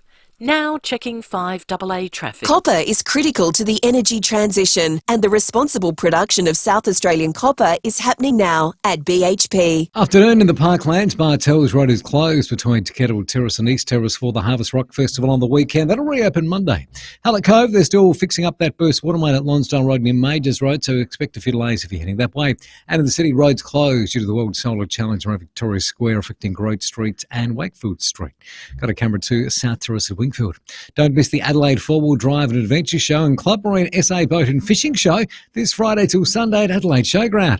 Tickets at saboatshow.com.au. Adelaide's most accurate traffic on 5AA. Now the 5AA forecast. Get the Toyota Forklift Advantage. Visit toyotamaterialhandling.com.au. Mostly clear tonight down to 8, mostly sunny tomorrow 24, Saturday a sunny afternoon 25, Sunday sunny 23. Right now it's 17. Now let's hear what's happening on 9 News tonight. I'm Kate Collins. Tonight, shocking CCTV shows the moment a gang of girls ransack a Rundle Mall store before attacking the lone worker. The manhunt for a gunman in the US, at least 22 shot dead. The new boss of the Reserve Bank grilled in Canberra what she said about interest rates. And meet Adelaide Zoo's newest additions, baby tamarin twins. See the full story live on 9 News at 6 p.m. and on 9 Now. Good pals are hard to find, but at Parafield Airport Liquor Store, hard to find is our specialty. Whether you're after old reliable pals or want some new pals, Sam, Jamie and the team know just the pals for you. They've made pals with over 200 gins, over 300 craft beers, over 500 whiskies from around the world, and over 2,000 wines. Parafield Airport Liquor Store, Pals, open till late 7 days, next to Roulette's Tavern, Kings Road, Parafield. With more stores close to home and everyday low prices, great food lives at Foodland, the mighty South Aussies. Rowey and Timmy G on the 5AA Sports Show. 7 minutes after 5 on this Thursday afternoon. Coming up on this show this hour, Caroline Wilson very, very shortly. We've also got the 3-time premiership captain from the Tigers, Trent Cotchin to join us. We'll preview the Matildas this evening. They're on at 9:30 on Channel 10. Andy Harper's going to preview that as they look to qualify for the Olympic Games in Paris. And Morgan Turanui ahead of the Rugby World Cup final, which is fast approaching this weekend. Ooh. And lots of time for your call still, 8223 0000. And the 36ers have just tipped off. We'll keep you up to date with those scores while you do that, Tuggers. West Australians out. 9 for 235. Come on, get them out. Come on. Wes has 5. Good on you, Big Wes. Wes Agar. Well Pfeiffer. Michelle Pfeiffer. So from his 20 overs, he's 5 for 40. He's big fella. He's rolling it now. Yeah, and good on him. Good on him. He's been bowling well enough. Who's the Taking big twos and rooster threes. that hit the scenes last year that was nearly bowling 100 clicks? Oh, Spencer Johnson. Spencer, where's he? Well, currently is he with the Australians? No, he's not with the Aussie squad in India. He was for the T20s though about a month ago. Okay. He should be back by So now. he should be back by now. Okay, well, why isn't he bowling? Well, not in the lineup at the moment, is he? We'll find We out. might have to find out about that because he's the next wild thing. He's the next big thing. So, Andrew Capel wrote a really good article for the Advertiser just the other day. There's about 9 pace bowlers that Dizzy Gillespie's got at his arsenal for this Redback side. It's quite an amazing depth that we have in our fast bowling ranks at the minute. They're going to come along and be the next big wave. Well, it goes in cycles, doesn't it? And I think if you're a bowling type coach, you're going to gravitate to bowlers. If you're a batting type coach, you're going to gravitate to batters, aren't you? Well, that's why Ryan Harris came in. He wanted to. He loved what he saw coming through at the Redbacks, so he was attracted to that. The thing about it is, as we know, you've got to have both. You've got to make Of course you do. You've got to make sure you've got something to defend. I remember the great Ian Chappell said, you can't win a test match without this one thing. He said, if you just cut it all away. Runs on the board? No. You got to take 20 wickets. Yeah, okay. Well, that's important, isn't it? Yeah, right. Well, You've got to be good enough. You've got to be You good can make enough. as much runs as you want. Yeah. But if you can't take 20 wickets, you can't win a test match. There's no point. So he started at that point. To win a test match, you need to take 20 wickets. Because, once upon a time, they would keep playing until they got somebody out. They used to. 8 days, it could take. Remember we used to have the rest day? You play 3, have a rest day, then finish it off with 2. What about the rest day? Where's that gone? Where has that gone? I reckon bring it back. No, don't. No? Oh, mate, please don't. Oh, DK Lilly loved the rest day. Yeah, we know what they were doing. Oh, they're popular with that. 9 minutes after 5. Harvey Norman Clearance Centre with great range, with manufacturer's warranties as well. It's Harvey Norman Clearance Centre. Find them at 919 Marion Road, Marion. Sweet Caroline. Ba-ba-ba. Each and every Thursday, thanks to the Harvey Norman Clearance Centre. Caroline Wilson joins us. Hello, Caroline. How are you? I'm good, Tim. How are you, Stephen? You've had a busy week, Caroline. You're talking about the Hawthorn? Yes, you've been writing articles. Yes. Yeah, look, I don't normally write much in the off-season, but this is a story I've been working on for some time, and it's pretty extraordinary, and it's not over yet, but there is absolutely no doubt in my mind that the AFL will find that there were governance failings in Hawthorn's cultural review that was overseen.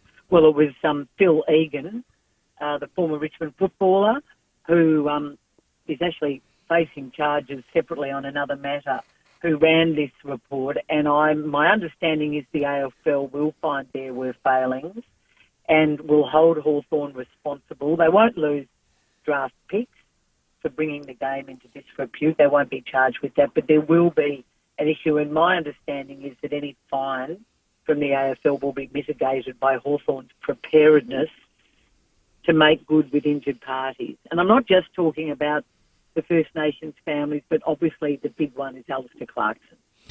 Well, talking during the week, Jeff Kennett says you cannot blame Hawthorn for this. He was basically shifting that blame over to the AFL. How did you see those comments? Well, yeah, he was pretty scathing when I spoke to him on Monday. He said that he likened it to saying, the AFL are trying to look into how to solve concussion, which is obviously a really difficult issue, and the fact that they appointed a concussion expert who turned out to have had some failings should not mean that the AFL has brought the game into disrepute, and he compared it to that. He also said that it was not Hawthorn's fault that the story leaked, and Clarkson and his reputation were severely damaged.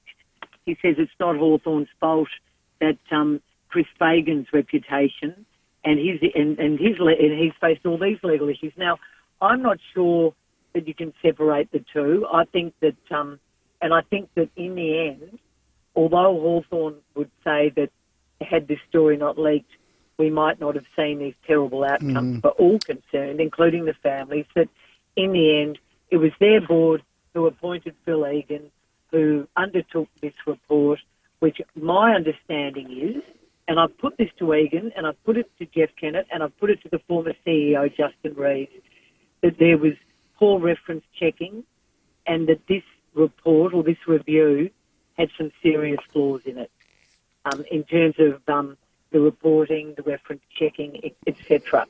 So I think in the end, and I'm not saying Hawthorn just want this to go away, but boys, they have a huge legal bill themselves. As does Alistair Clarkson, Chris Fagan, Jason Burt, etc. And their First Nations families, who the ones who still want to go to the Human Rights Commission. And I think in the end, they're all demanding apologies, and in the end, I think it's going to be Hawthorn who'll have to make it. And I think they're preparing for that. Now, they were saying back in May that they'd done nothing wrong.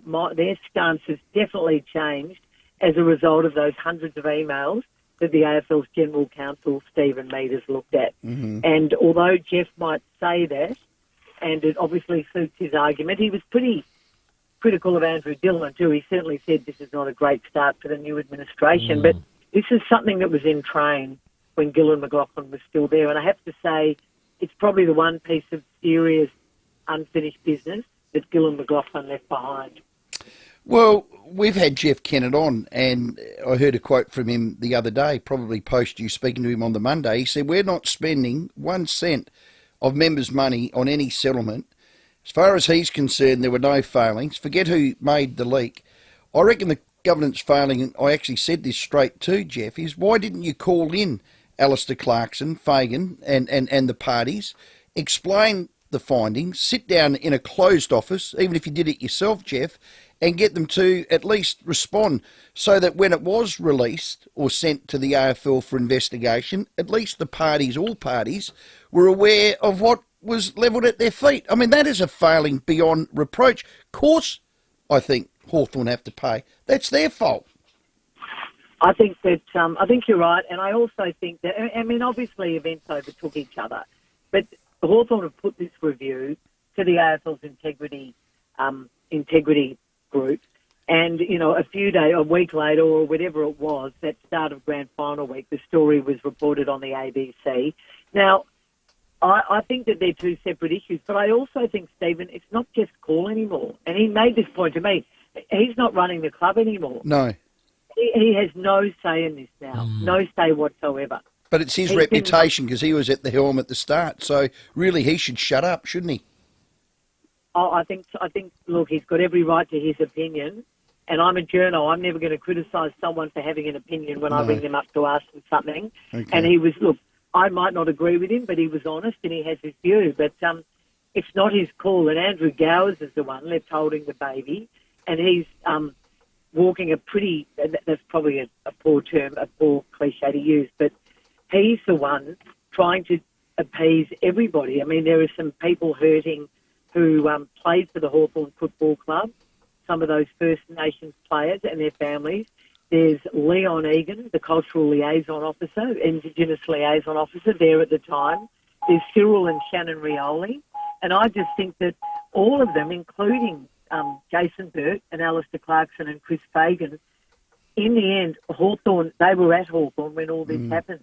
And you're right, those, not only the men involved that you just mentioned, but also their football clubs. Yep. I mean, do you honestly think North Melbourne would have received the incredible draft concessions they did if it wasn't for what they've suffered as a result of that story becoming public and the Hawthorn Bin Marta review? Because, they lost their coach, he started late. Alistair Clarkson is 100% convinced that the club would have kept Jason Horne-Francis this year had this story not broken. Wow. Now, that's what he said. That's what he said to his club. The club is not necessarily saying that, and the club is conceding that there was fault on their side too with Jason in his first year. It wasn't a great environment for a number one draft pick who was homesick. But, Jason Horne-Francis finds out that not only is Alistair Clarkson maybe not coaching him, he doesn't know who's going to coach him, plus he has an Indigenous step-parent who he is very, very, who's his mentor. And you can't think that this didn't affect his decision in some way. So the fallout from all of this is just enormous. How much is Clarko after? We're talking seven figures? I think in total it'll end up being 7 figures, including Fagan and Burt, or certainly Hawthorn's preparing for that. And I think if you spoke to the Clarkson camp, they would say that's what it's cost him. Now, they all have insurance on their legal fees, but that will run out at some point. Alistair had considerable medical expenses, many different practitioners for the issues he faced earlier this year when he walked away from the game for, I think it was 8 weeks or something. Grand final week for premiership coaches is a very lucrative week. You can earn more than $100,000 with all your speaking engagements. Mm-hmm. I'm sure that people like, Chris Scott and Damien Hardwick would command huge amounts of money over grand final week. Well, that was all lost to Alistair Clarkson last September because the story broke on grand final Monday and he stepped away from everything. Mm. What's the biggest saga, the Hawks or Melbourne? Well, Melbourne is not quite there yet, but it's beginning to look that way, isn't it? I cannot believe that people are still questioning Simon Goodwin. And I do feel for Simon Goodwin, Stephen. I don't know about you, but none of the allegations that keep being put forward about Simon's behaviour over that summer before they won the flag have ever been established. And I just think if there was something there, a good journo or someone who was out to get Simon Goodwin, and you have to wonder if people would have found it by now. Don't you think? Yeah, I do. I don't like being this person, and I say it a lot, where there's smoke, there's fire. Someone's protecting someone down there, Caro. Well, Simon Goodwin, obviously, in the past has confessed to having a gambling problem. There was obviously some issues when he was at the Essendon Football Club, and he has admitted that there were times that he made mistakes in the past. He told the Melbourne board that when he was interviewed for the senior coaching role, but or for the Paul Roos assistant coaching role, which was going to lead to a senior coaching role. Clearly, there are problems now, and we've talked about it in the last few weeks. Clayton Oliver has some serious issues, and wherever they stem from, it's impossible to tell. But obviously, they're serious, and you just have to wonder whether the team at Melbourne, including Simon Goodwin and Alan Richardson, were tough enough on Clayton Oliver or did the right things with Clayton Oliver a year or two ago when perhaps they could have acted. It's an extraordinary story, and now we have the Joel Smith matter as well. I think that, it's interesting. I mean, Gary Burt, the CEO, is now back from a Queensland holiday where I think he was running the situation from up there. We haven't heard from Kate Rocky. I know that Melbourne have to be really careful what they say because they're in a legal situation with the former president, Glenn Bartlett. But, yeah, it's a mess. I keep hearing rumours that Simon is not going to survive this. I just don't know if I believe that. I still say that Melbourne stuck that with him. They won a flag, and I'm not sure it was his fault what happened over the last 2 years. But there needs to be some serious, obviously they need to restructure a lot of things, and they need to make a decision about Clayton Oliver and how to handle that. So are we talking illicit drugs here, Carol? Are we talking West Coast, Melbourne are launching it and heading down a West Coast Mark II type scenario? How far widespread is this? Look, I don't think we're looking at a situation like Ben Cousins. Nowhere near. Absolutely nowhere near. Nor do I think that it's as widespread as it was at West Coast. That's good. I do think that clearly there are a couple of players at least who have an issue. And when you've got, your champion midfielder, Clayton Oliver, having all the problems he has, that is a problem. As somebody once said to me, I think it was Michael Voss many years ago, if your leaders are taking, and I'm not saying this is Clayton Oliver, but if your leaders are taking drugs, it's a problem. If your leaders are clean skins, it's not a problem. And there are obviously some people at the Melbourne Football Club, like Christian Petracca and Max Gawn, etc., who are very, very good citizens. Yeah. And it's whether they can be strong enough to overcome their issues. But no, I don't believe it's West Coast-esque just yet. Oh, well, that's good news. Caro, just earlier you sounded like you're reversing a 5-ton Hino truck into the driveway and ran over the garbage bins. What are you up to, mate? Mate, I've had a couple of issues, but I'm all right now. Good. Jeez. Hey, Caro, love your work. Thanks for that. Speak next week. Talk next week. Bye, Stephen. See you, Tim. See you, Great Caroline. Work, Carol. Was it just me? It was something there's was definitely reversing. one there. And either hit the cat, the garbage bins, or some cans. And Carol said, well, I've had a few issues, but I'm all right now. Well, I'm just checking she's okay. Well done. Well done. Hey? You click the seatbelt in. That's I when think the she button was. goes off. I think she was getting her truck license. God. Harvey Norman Clearance Centre. From I cooking talk appliances to washing machines, dishwashers, TVs and more. This new stock arrives weekly with all manufacturers' warranties. Harvey Norman Clearance Centre, 919 Marion Road, Marion. Don't mind that, that's just Caro. It's 23 minutes after 5. Let's check your traffic out there. Copex is critical to the energy transition, and the responsible production of South Australian copper is happening now at BHP. Got a few delays in the city at the moment around the parklands. Bartels Road is closed between Kettle Terrace and East Terrace for the Harvest Rock Festival on the weekend. That'll reopen Monday. In the city, roads closed due to the World Solar Challenge around Victoria Square. It's affecting Great Street and Wakefield Streets. And the burst water main is still getting fixed at Hallett Cove, Lonsdale Road near Majors Road. Cameras today, Days Road, Ferreton Park and Milne Road at Para Hills. This BWS deal keeps it real. Like a bottle of Belvedere vodka, just $66, save $23. Hurry, ends October 31st. T's and C's apply. Choose to drink wise. Adelaide's most accurate traffic on 5AA. The 5AA Sports Show with Rowey and Timmy G.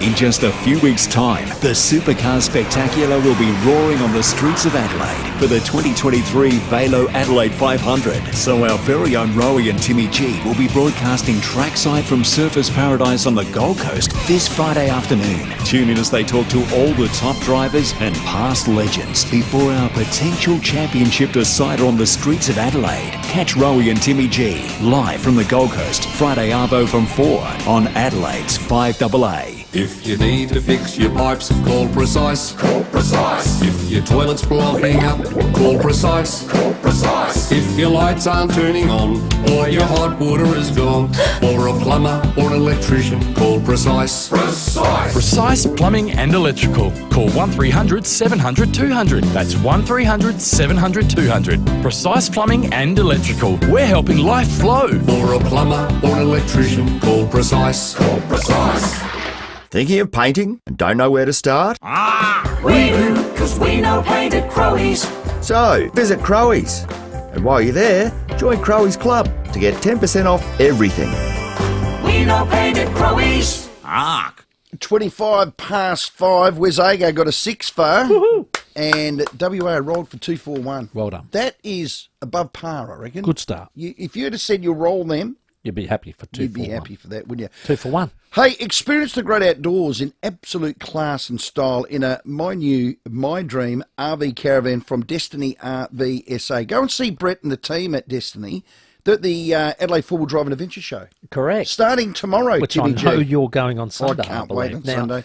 The good folks at Destiny RVSA are excited to showcase the full range of the show, stopping my dream RV caravans. Now, these vans are like nothing you've seen before. You think you've seen it all? No, you haven't. They're full off-road too, and aerodynamically designed to carve through freeway with no wind resistance. Bang, off they go. Nice. In fact, they're a dream to tow as well, which is important when you're on the open road. That's why they're the Caravan of the Year 2023 finalist. Now, there's never going to be a better time. Brett told me this. My Dream RV caravans are exclusive to Destiny RV SA, and right now you can take full advantage, massive advantage of Brett and the team with some fantastic, in actual fact, more than fantastic, brilliant, super introductory offers that will never probably ever be repeated. There's the word. And there's only one introduction. There's only one. You There's only need one. Don't miss your opportunity to live a dream come true in a My Dream RV caravan. Go and see him. Exclusive to Destiny RV SA.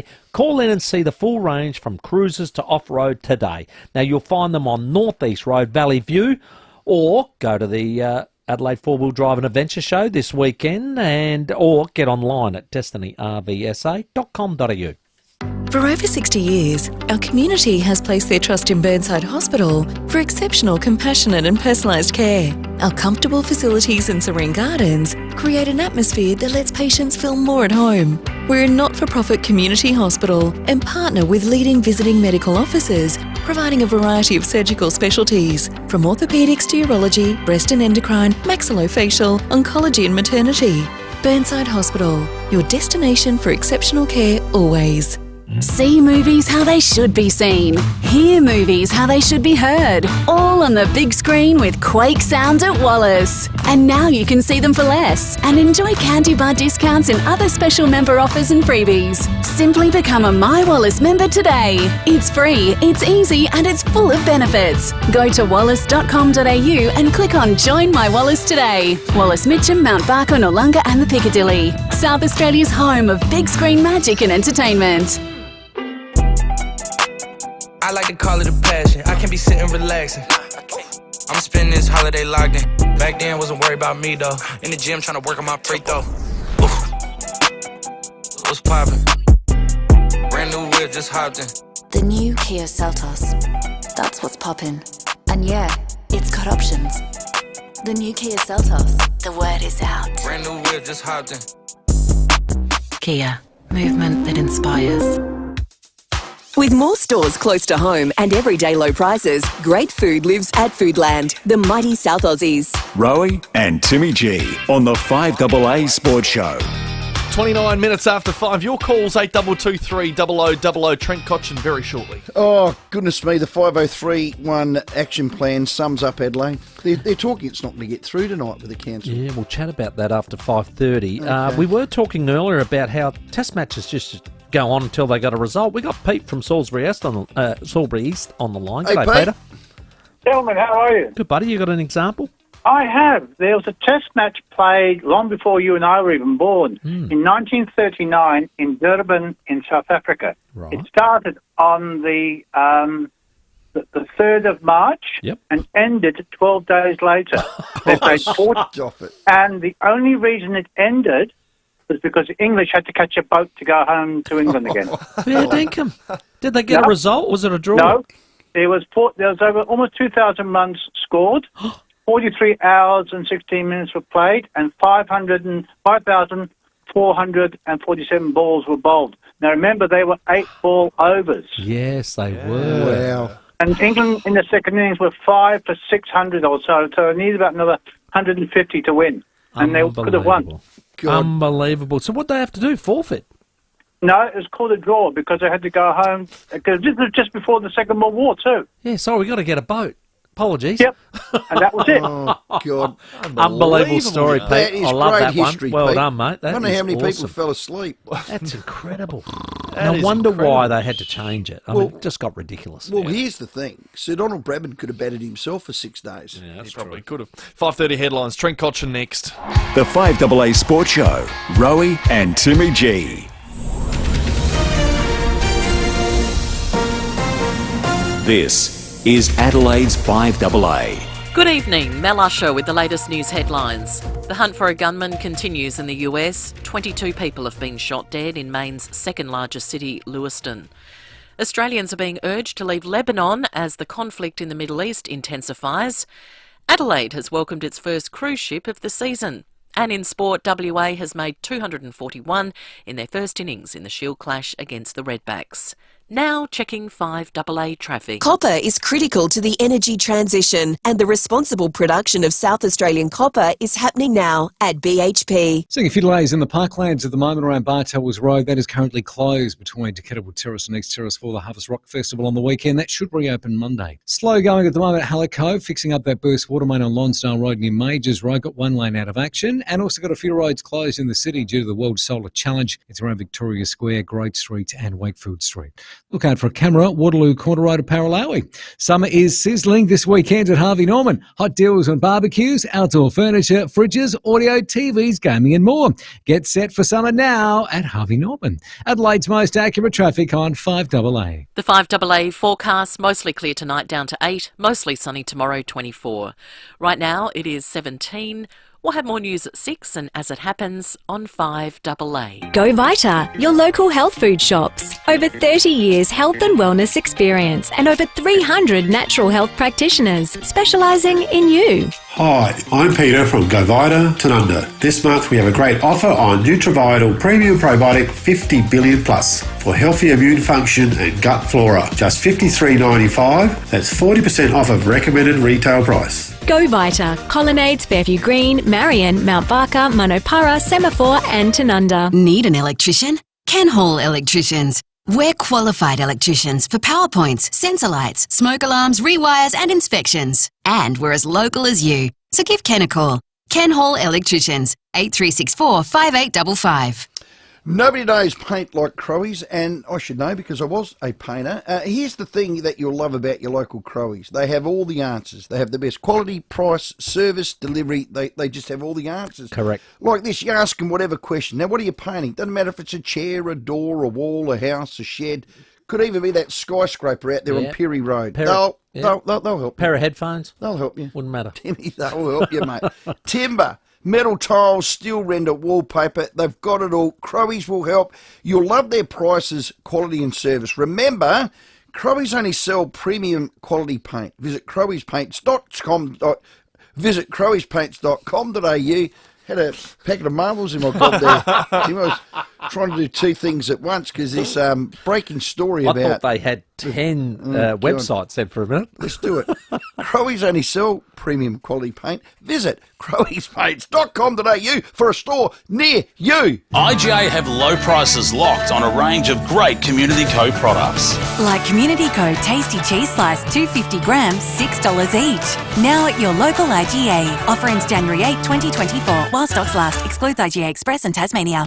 We're with Bronte Manuel from Toof and Toot. Bronte, I'm sure you get this question every day, but how is the market? Well, record low stock levels combined with really healthy buyer activity means we're continuing to achieve strong results for our clients. Yeah, that's interesting, especially given some of the stuff we keep hearing about living costs. Where's the buyer demand coming from then? Plenty of people are moving here from overseas, but the big change is interstate migration, with more and more people moving to Adelaide from other states. So I'm guessing you don't expect prices to drop anytime soon then? Adelaide's annual home values have dropped only twice in 42 years. So history tells us it's extremely unlikely Adelaide house prices are about to decrease. To find out the value of your home, go to toop.com.au.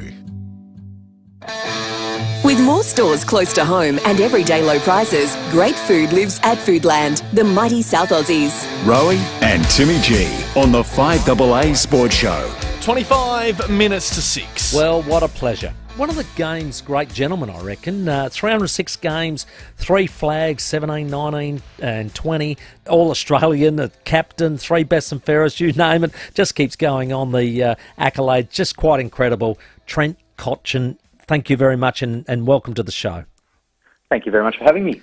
Got a new book out, From the Heart. Now, how long was the book in the planning?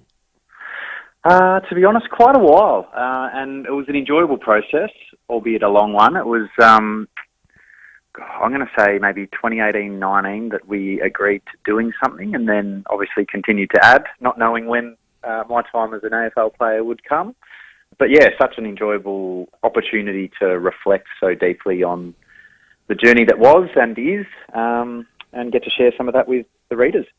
Well, the thing, Trent, I first heard you name, as a lot of people do when draft is coming up, but I heard a lot earlier than that because a young lady, Emma Quayle, was writing a book called The Draft in 2007, and I was actually coaching the Port Adelaide Sandful side at the time, and Brad Ebert was in that team. And, of course, he was part of that book as well, following all your journeys throughout. Have you ever reflected on that, read the book and gone, wow, incredible time when I'm sort of 17, 18 years of age, that journey that a lot of kids are going through now?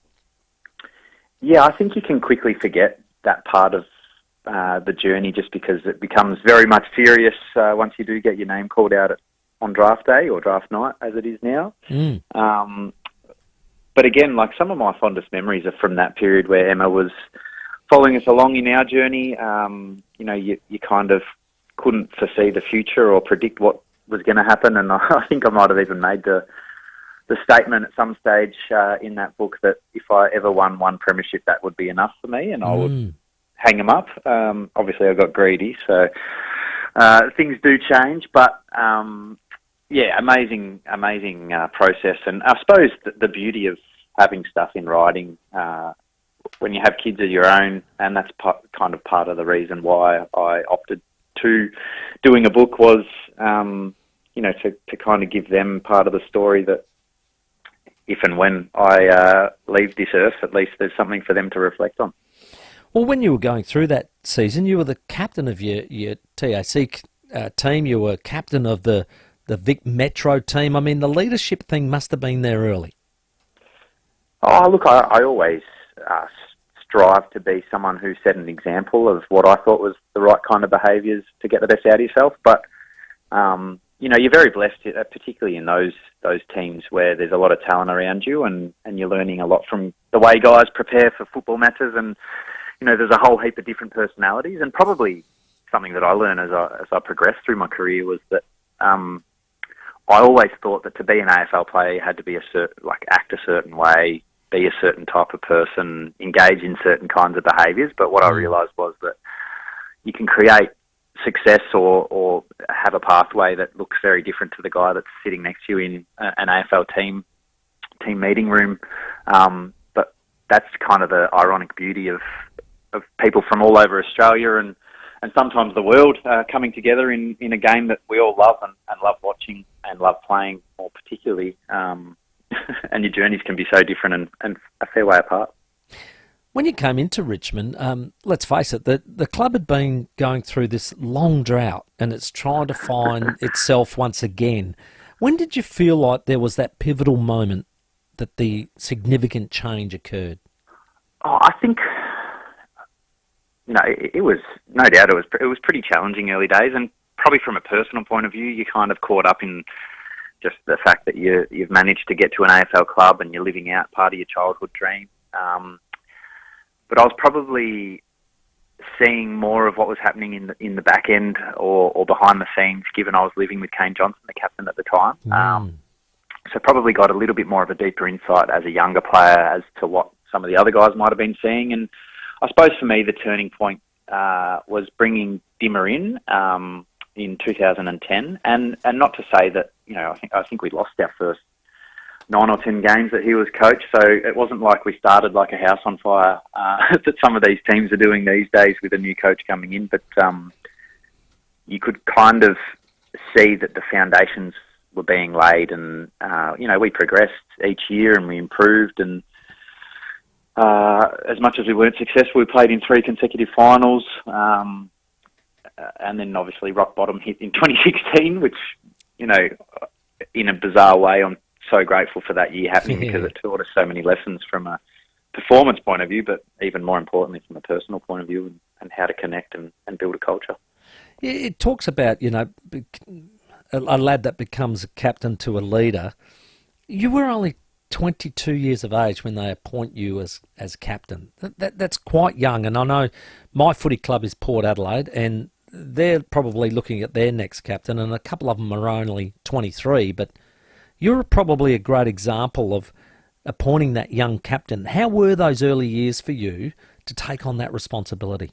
Yeah, look, I was happy to be thrown in the deep end at the time. I think it's always easier to reflect and in hindsight go, oh yeah, maybe I was too young and maybe there was someone else who could have been a stepping stone and you could have been on that journey. But I'm not sure I would have learnt the lessons if I had have just had a more consistent pathway with progressing. And yeah, there's no better way than to jump in a pool and sink or swim. Not to say that it wasn't to the detriment of, how I saw myself, the pressure that I put on myself.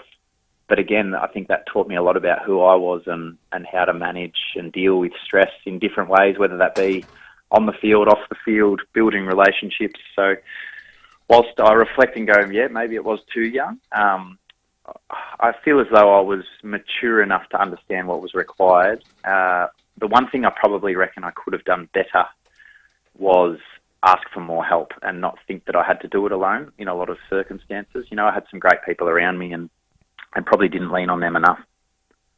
2012, the Brownlow. Do you feel like you're a little bit robbed of the real experience because of the Essendon saga and all the rest of it? I mean, yourself and Sam Mitchell, I just always feel like you never really got the experience that perhaps a Brownlow medalist deserves.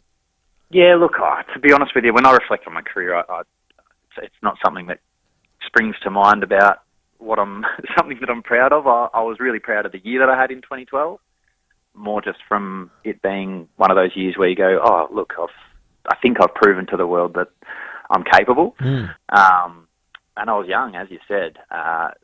Being ripped off or robbed, look, my preference was that no one went through what happened with the circumstances with the Essendon Footy Club, Job himself, and it still kind of sits, there alongside me with some unease about the way that it all unfolded. I do have empathy to Job and the Essendon boys' situation. A couple of those guys that were impacted by that came along to our footy club at a later date, and to understand sort of the implications and the challenges that they all faced from a number of different ways, is hard, and it's not something you ever wish upon anyone, really.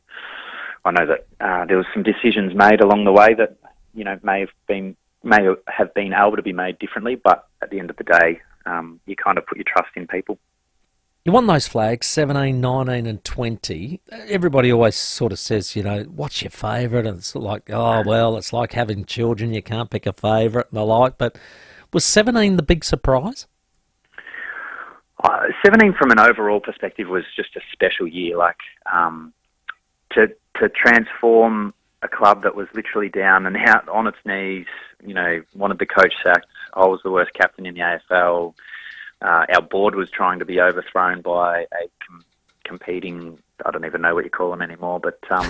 coup! Coup, that's the word I was looking for. It was bizarre to be a part of, but to turn it around the way we did, to lean into the journey, to celebrate all the little things and the different personalities that we had, even when we catch up now as a premiership team or people that were part of the club in that year, you reflect on so many of the stories that aren't actually part of the premiership or the day itself. It's all the stories that happen leading up to that moment. And I think what particularly Jack and I have spoken a lot about recently has been the way that it connected generations. Like, there was so many people that had been Richmond faithful for such a long time, and they had to walk into school or the workplace, catch up with a bunch of mates and just be the whipping boy, whether it was about Richmond finishing ninth again or that they just had no success for the last chunk of time. And I think what it did was connect, the grandparents and the parents that managed to see success in 1980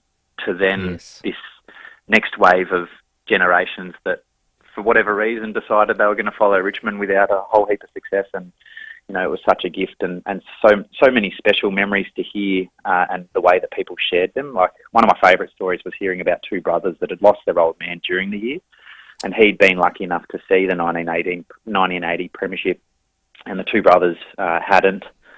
But they continued to buy a seat all the way through the remainder of the season and finals and then the grand final, and had this empty seat next to them. But it was the power in having their old man in spirit with them to experience that just drove them and made it such a special moment in time for them, and something that they'll remember forever. And, they're the sort of stories that you go, wow, footy is like literally bigger than just a game. Unbelievable. People's lives we're talking about. So, they're the kind of special memories that you realise winning one can have such a big impact. Mate, you've brought a lot of tears of joy, I reckon, through all that journey, and eventually getting those 3 out of 4. Just an amazing story. I'll look forward to reading From the Heart, Trent Cotchin, an inspirational memoir. Fantastic stuff, mate. Well done on your own career. Congratulations, and I'm sure the book will be a terrific read. I appreciate that. Thank you so much for spending some time with me today. Fantastic. Richmond Premiership Captain Trent Cotchin, our guest. Well done, Timmy. And it's available at all good bookstores as well if you want to read from the Heart by Trent Cotchin. Let's take a break and check your traffic. Copper is critical to the energy transition and the responsible production of South Australian copper is happening now. BHP. Traffic quite heavy in the Parklands at the moment. Bartels Road is closed between Kettleville Terrace and East Terrace for the Harvest Rock Festival on the weekend. That'll reopen Monday. Burst Water Main slowing things up at Hallett Cove. It's on Lonsdale Road near Majors Road down to one lane. And the city roads closed due to the World Solar Challenge around Victoria Square between Great Street and Wakefield Streets. Cameras South Terrace, Wingfield and Whites Road at Paralawi. If you're talking interior paint that protects against mould and has superior washability, you're talking Taubman's Endure, the interior paint that professionals trust. Start talking Taubman's today. Adelaide's most accurate traffic on 5AA. Rowey and Timmy G on the 5AA Sports Show.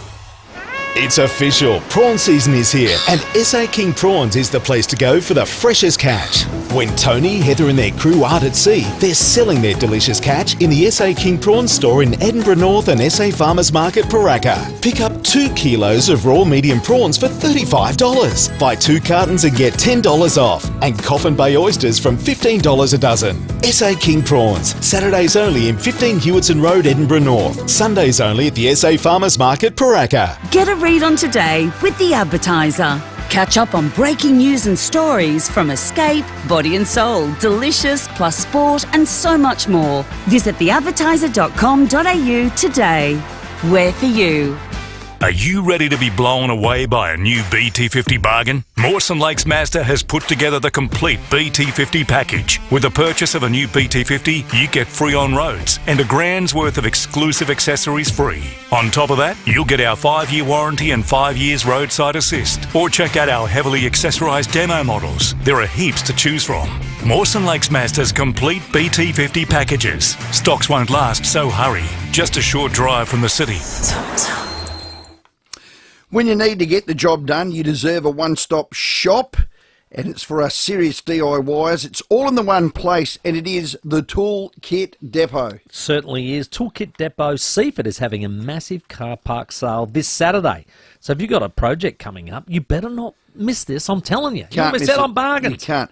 Hurry in for exclusive deals on the day, including top brands on site, like Makita, DeWalt, Husqvarna, Kinchrome and Peerless. There'll also be food and drinks available. Prizes are plenty. There's plenty of giveaways and some great deals. Don't miss Toolkit Depot Seaford's massive car park sale this Saturday, October 28th. It is from 8 a.m. to 4 p.m.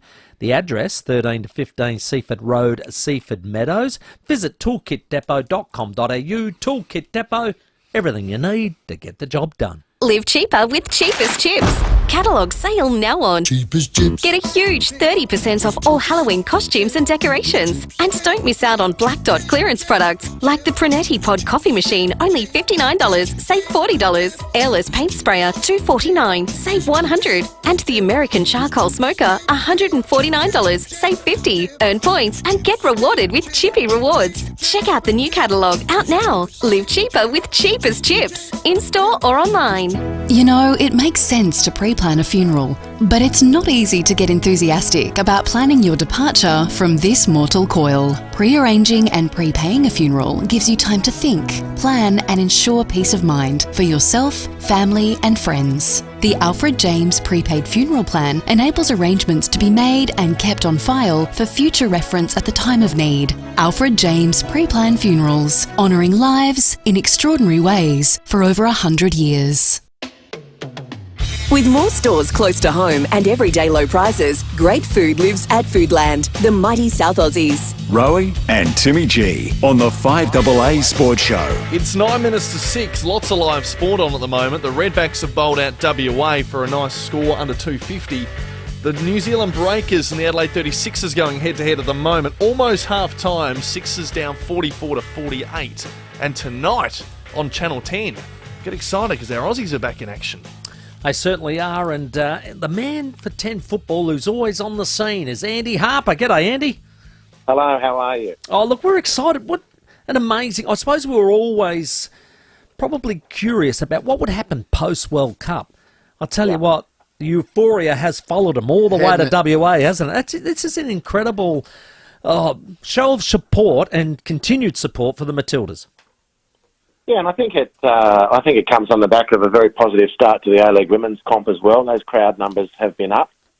So there has been a very discernible flow on from the euphoria of the World Cup in the middle of the year, which is fantastic. And, you know, the girls have got 3 Olympic qualifiers here over the next week starting tonight, and all 3 matches are sold out. So that's 2 at the old Perth Oval where Perth Glory play, and Sunday at the Big Daddy Stadium, 60,000 odd. All 3 of them are sold out. There'll be 100,000 people. That's incredible, isn't it? That's amazing. Watching the Matildas play this week, yeah. Let's go for Sam Kerr. I mean, the opportunity to play in front of a hometown crowd. Yeah, well, that's a big draw card, I'm sure, for Sam, but also for the West Oz locals. Yeah, actually, it would have been interesting to test it if Sam, for some reason, couldn't come or wouldn't play, if they'd still turn out numbers. And I think that turnout would still be very healthy. But the added bonus is that one of Australia's most recognisable athletes and most celebrated contemporary athletes, who also happens to be one of their own, is going to drag people out of their lounge rooms into the stadium, starting tonight against Iran. Andy, how close are we to our best 11? Well, all the intel coming out is that Tony Gustafsson is going to start by rotating the squad, which is I didn't know he could spell squad rotation, to be honest with you. Not what we saw at the World.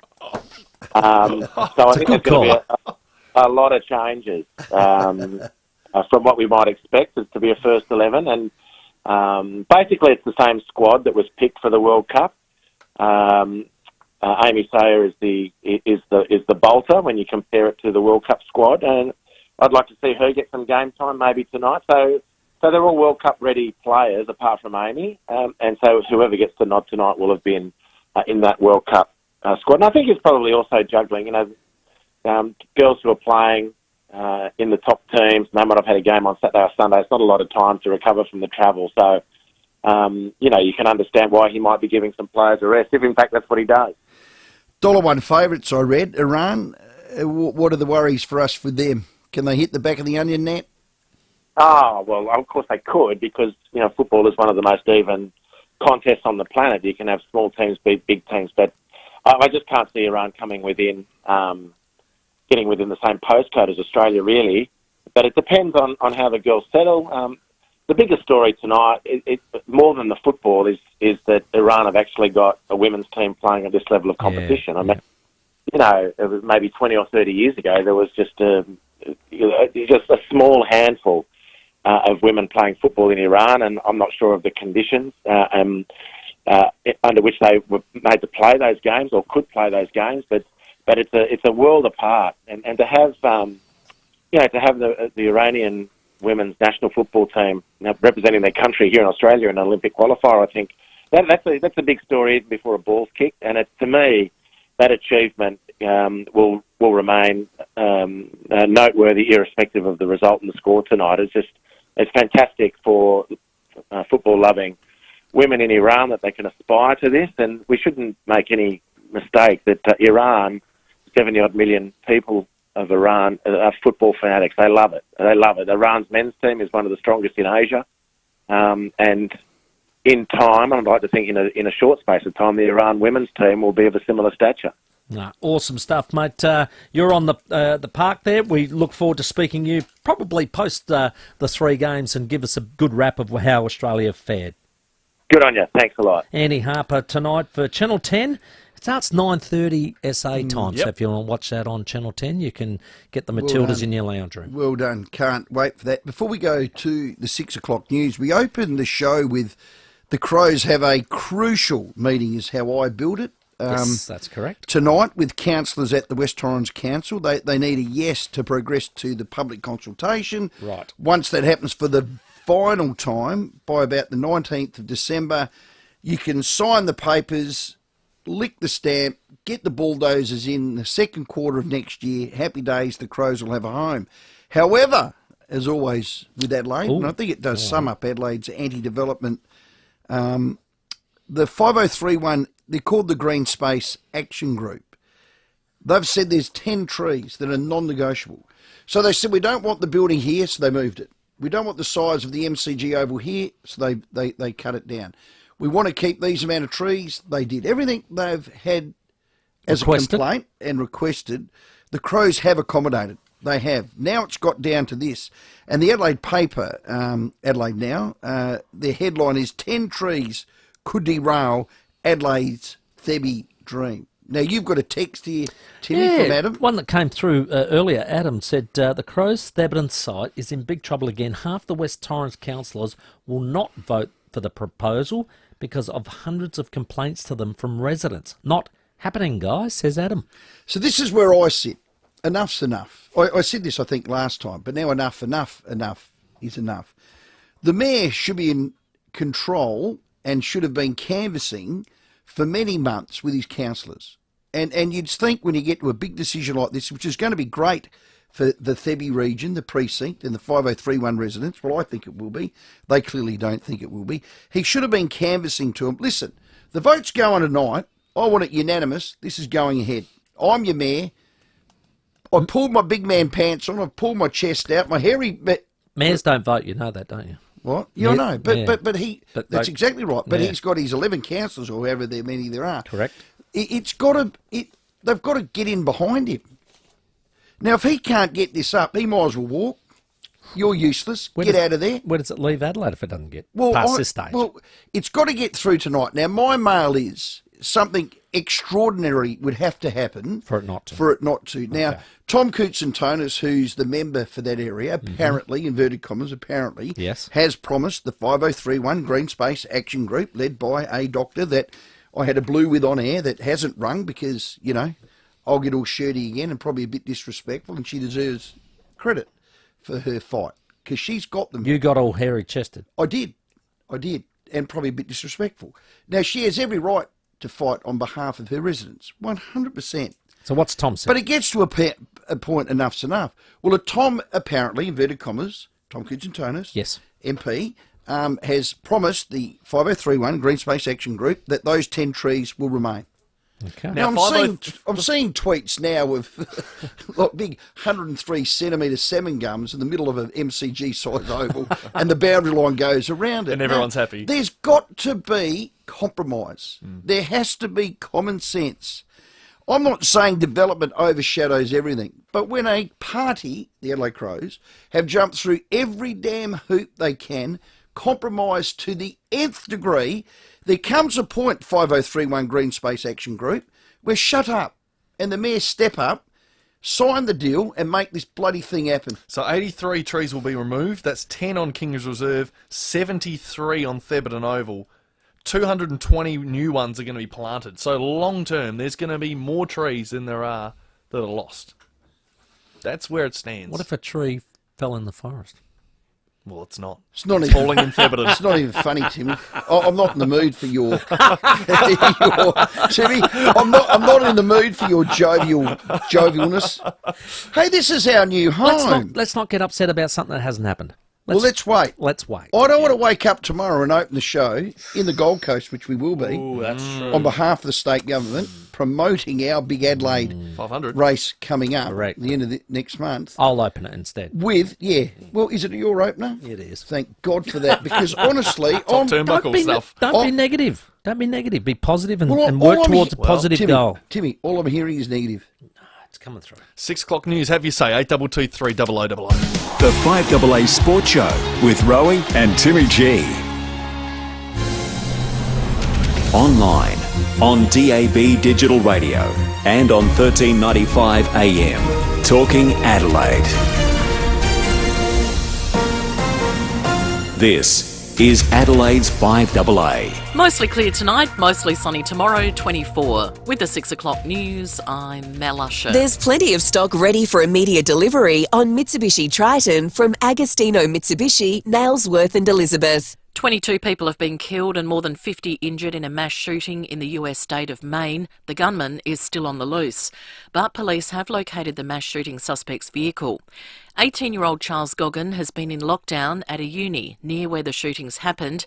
He's told 5AA America's gun laws need to be overhauled. Among the younger generations, we're seeing a really hard and big push for more and more sensible gun control and gun legislation. But right now it's really difficult, and it really does feel that way, that every week, every 2 weeks, there's another tragedy in the U.S. It's coming down to the point where we're saying, this has to stop. We can't let this keep happening.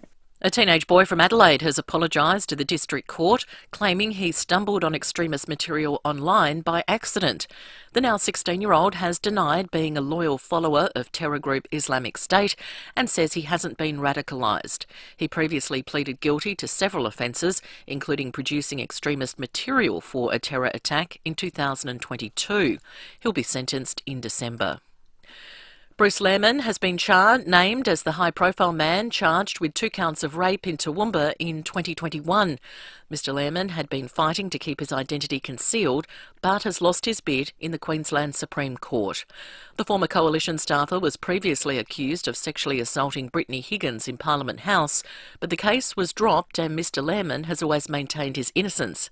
He has yet to enter a plea to the Toowoomba charges. The Reserve Bank won't rule out an interest rate hike next month as inflation remains stuck at the higher end. Michael Packey has more. Michelle Bullock has testified before a parliamentary committee for the first time as RBA Governor, where she's been grilled on the future of interest rates. Latest data shows inflation is moderating but not fast enough, as higher petrol prices and rent weigh on household budgets. Ms Bullock says the board is examining a range of economic data ahead of its Melbourne Cup meeting. We've made it very clear we might need to go again. Some economists, like Warren Hogan, say the RBA should just bite the bullet and lift rates. When you don't get ahead of the game, you leave yourself open to having to do more later. The government says it's providing cost of living relief to deal with higher prices, but the opposition says Labor has dropped the ball when it comes to containing inflation. Australians are being urged to leave Lebanon as the conflict in the Middle East intensifies. There are 15,000 Australians in the country, but only 400 have registered with Foreign Affairs. The government is concerned the battle between Israel and Gaza could spread further. DFAT Deputy Secretary Craig McLaughlin has told a parliamentary committee people need to get out. The level of calls that we receive in relation to Lebanon have diminished to very low numbers. At this stage, I think we have 400 registered. It won't stop there. We'll get more and more registered. But people have not, in the numbers we would like to see, decided to follow our advice and leave. Now turning to 5AA sport, and it is stumps on day one of the SAWA Shield clash at Adelaide Oval. The Redbacks are none for 27 in reply to WA's first innings score of 241. The Matildas' next quest for a trophy begins tonight in Perth, taking on Iran in an Olympic qualifier. Socceroos legend Robbie Slater is expecting a strong showing from the local side. He's told Wide World of Sports they're in the box seat against Iran, the Philippines and Chinese Taipei. You look at, they were going to play in a 15,000-seater stadium. They're now playing at Optus. And to be fair, they're going to be playing against fairly weak opposition by their standards.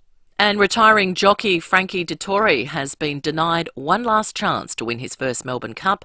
He's been suspended for 16 days for breaching whip rules during his farewell to British racing. Now checking 5AA traffic. Copper is critical to the energy transition, and the responsible production of South Australian copper is happening now at BHP. Crash to look out for the drive home. You'll find it at Para Hills Westbridge Road near Beefield Road. In the Parklands, a bit sluggish around Bartels Road. She is currently closed between Kettle Terrace and East Terrace for the Harvest Rock Festival on the weekend. She'll be back to normal Monday. And Hallett Cove, Boost Water Mains, lining things up Lonsdale Road near Majors Road. Got a camera 2 Milne Road at Para Hills. Join your local Anytime Fitness today and score a $200 club voucher. With hundreds of clubs nationally, you will find your fit. Ends October 31. Search Anytime Fitness, T's and C's apply. Adelaide's most accurate traffic on 5AA. Now the 5AA weather. Get the Toyota Forklift Advantage. Visit toyotamaterialhandling.com.au. Down to 8 tonight, mostly clear, mostly sunny tomorrow 24, Saturday a sunny afternoon 25, Sunday sunny 23. Right now it's 16. Now let's hear what's happening on 9 News tonight. Thank you, I'm Brenton Raglis. Tonight's headlines: a special council meeting tonight to approve the Crows plans for the new Theberton Oval headquarters. At least 22 dead in a US shooting, the gunman identified as an Army reservist. Plus, bail granted to the young girls accused of ransacking a city store. And don't worry, you haven't missed the news. Start over on 9 Now as soon as you're home. G'day, Rowey here. This FIVEAA Play app is so easy. Here's what you do. Open the App Store or wherever you have apps on your phone. Search FIVEAA Player, okay. Hit download or install, and now you can listen to FIVEAA while you're fishing for a King George whiting, you're out on the golf, you're mowing the lawn, watching the kids. It's as easy as that. The FIVEAA Player. The T2D project is the biggest road project our state has ever undertaken. It will change the way South Australians live, move and connect. We're shaping the future of South Australia. Learn more at t2d.sa.gov.au. A message from the Government of South Australia. I'm Kathy Nagel, the Chief Executive of Western Hospital Henley Beach. We all hear that access to general practitioners is increasingly difficult. Healthcare costs are escalating and many question the value for money when accessing GPs. Western GP Clinic are proud to boast a level of care and expertise encompassing a holistic approach, whilst providing a value option. To discuss your GP questions, call 1300 934 325. That's 1300 934 325 or visit westernhospitalgp.com.au. The Barossa Valley is a great place to visit. You have history, wine, great food, nature, wine. What if you had one extra draw card? Your parents. Retirement units are available in safe and connected neighbourhoods just an hour from the city. We're talking about newly renovated 1, 2 and 3 bedroom homes from around 180k to 300k. They get the vine change and you get another reason to visit the Barossa. Win-win. Talk to your parents today about Barossa Village. Find out more at barossavillage.org. Yeah, early in the third, 36ers trail the Breakers 53-51. Not bad, Timmy. Hey, nobody knows paint like the Crowies. Is it locked away, is it? Oh, well done. And I should know because I am and was a painter. Here's the thing that you're going to love about your local Crowies store. They have all the answers. Doesn't matter what you're painting or staining, they'll be able to help. Whether it's a chair, a desk, a door, or what about this drink bottle? They can do that. Ah, good. You'd have to sand that. Okay. Then you'd have to undercoat it, and then I'd spray it. See, that's why you're a Because I'm a Crowie, mate. I'm a Crowie. Timber, metal, tile, steel, render, wallpaper, coatings, boats, trucks, everything. Crowies can help, and you will love their prices. Price, service, quality, tickety, boo. Remember, Crowies only sell premium quality paint. Please do it. Visit crowiespaints.com.au or get to a store near you. The Audi Open House sale event is on now. Receive complimentary registration, stamp duty and CTP, plus 5 years scheduled servicing across select models. Ends November 30, T's and C's apply. Ken Hall Plumbers. We're local, we're family, and we're a trusted South Aussie. Blocked drain? Leaky tap? Give Ken a call. Ken Hall Plumbers. 8364 5855. With more stores close to home and everyday low prices, great food lives at Foodland, the mighty South Aussies. Rowey and Timmy G on the FIVEAA Sports Show. 9 minutes after 6. It's been a long tournament, but a good tournament. stan.com.au/RWC is where you can go to watch live in 4K on Stan. Well, we're going to Morgan Turanui, former Wallaby, Stan Sport expert. He's live in Paris. I was a bit disappointed that Ireland got rolled in the end. Yeah. The final is between New Zealand and South Africa. Morgan, thanks for your time. Oh, hang on. He's about to come up. Any minute that was as good an opener as I've ever done. I'll just give you some cricket scores. I don't think you've done better.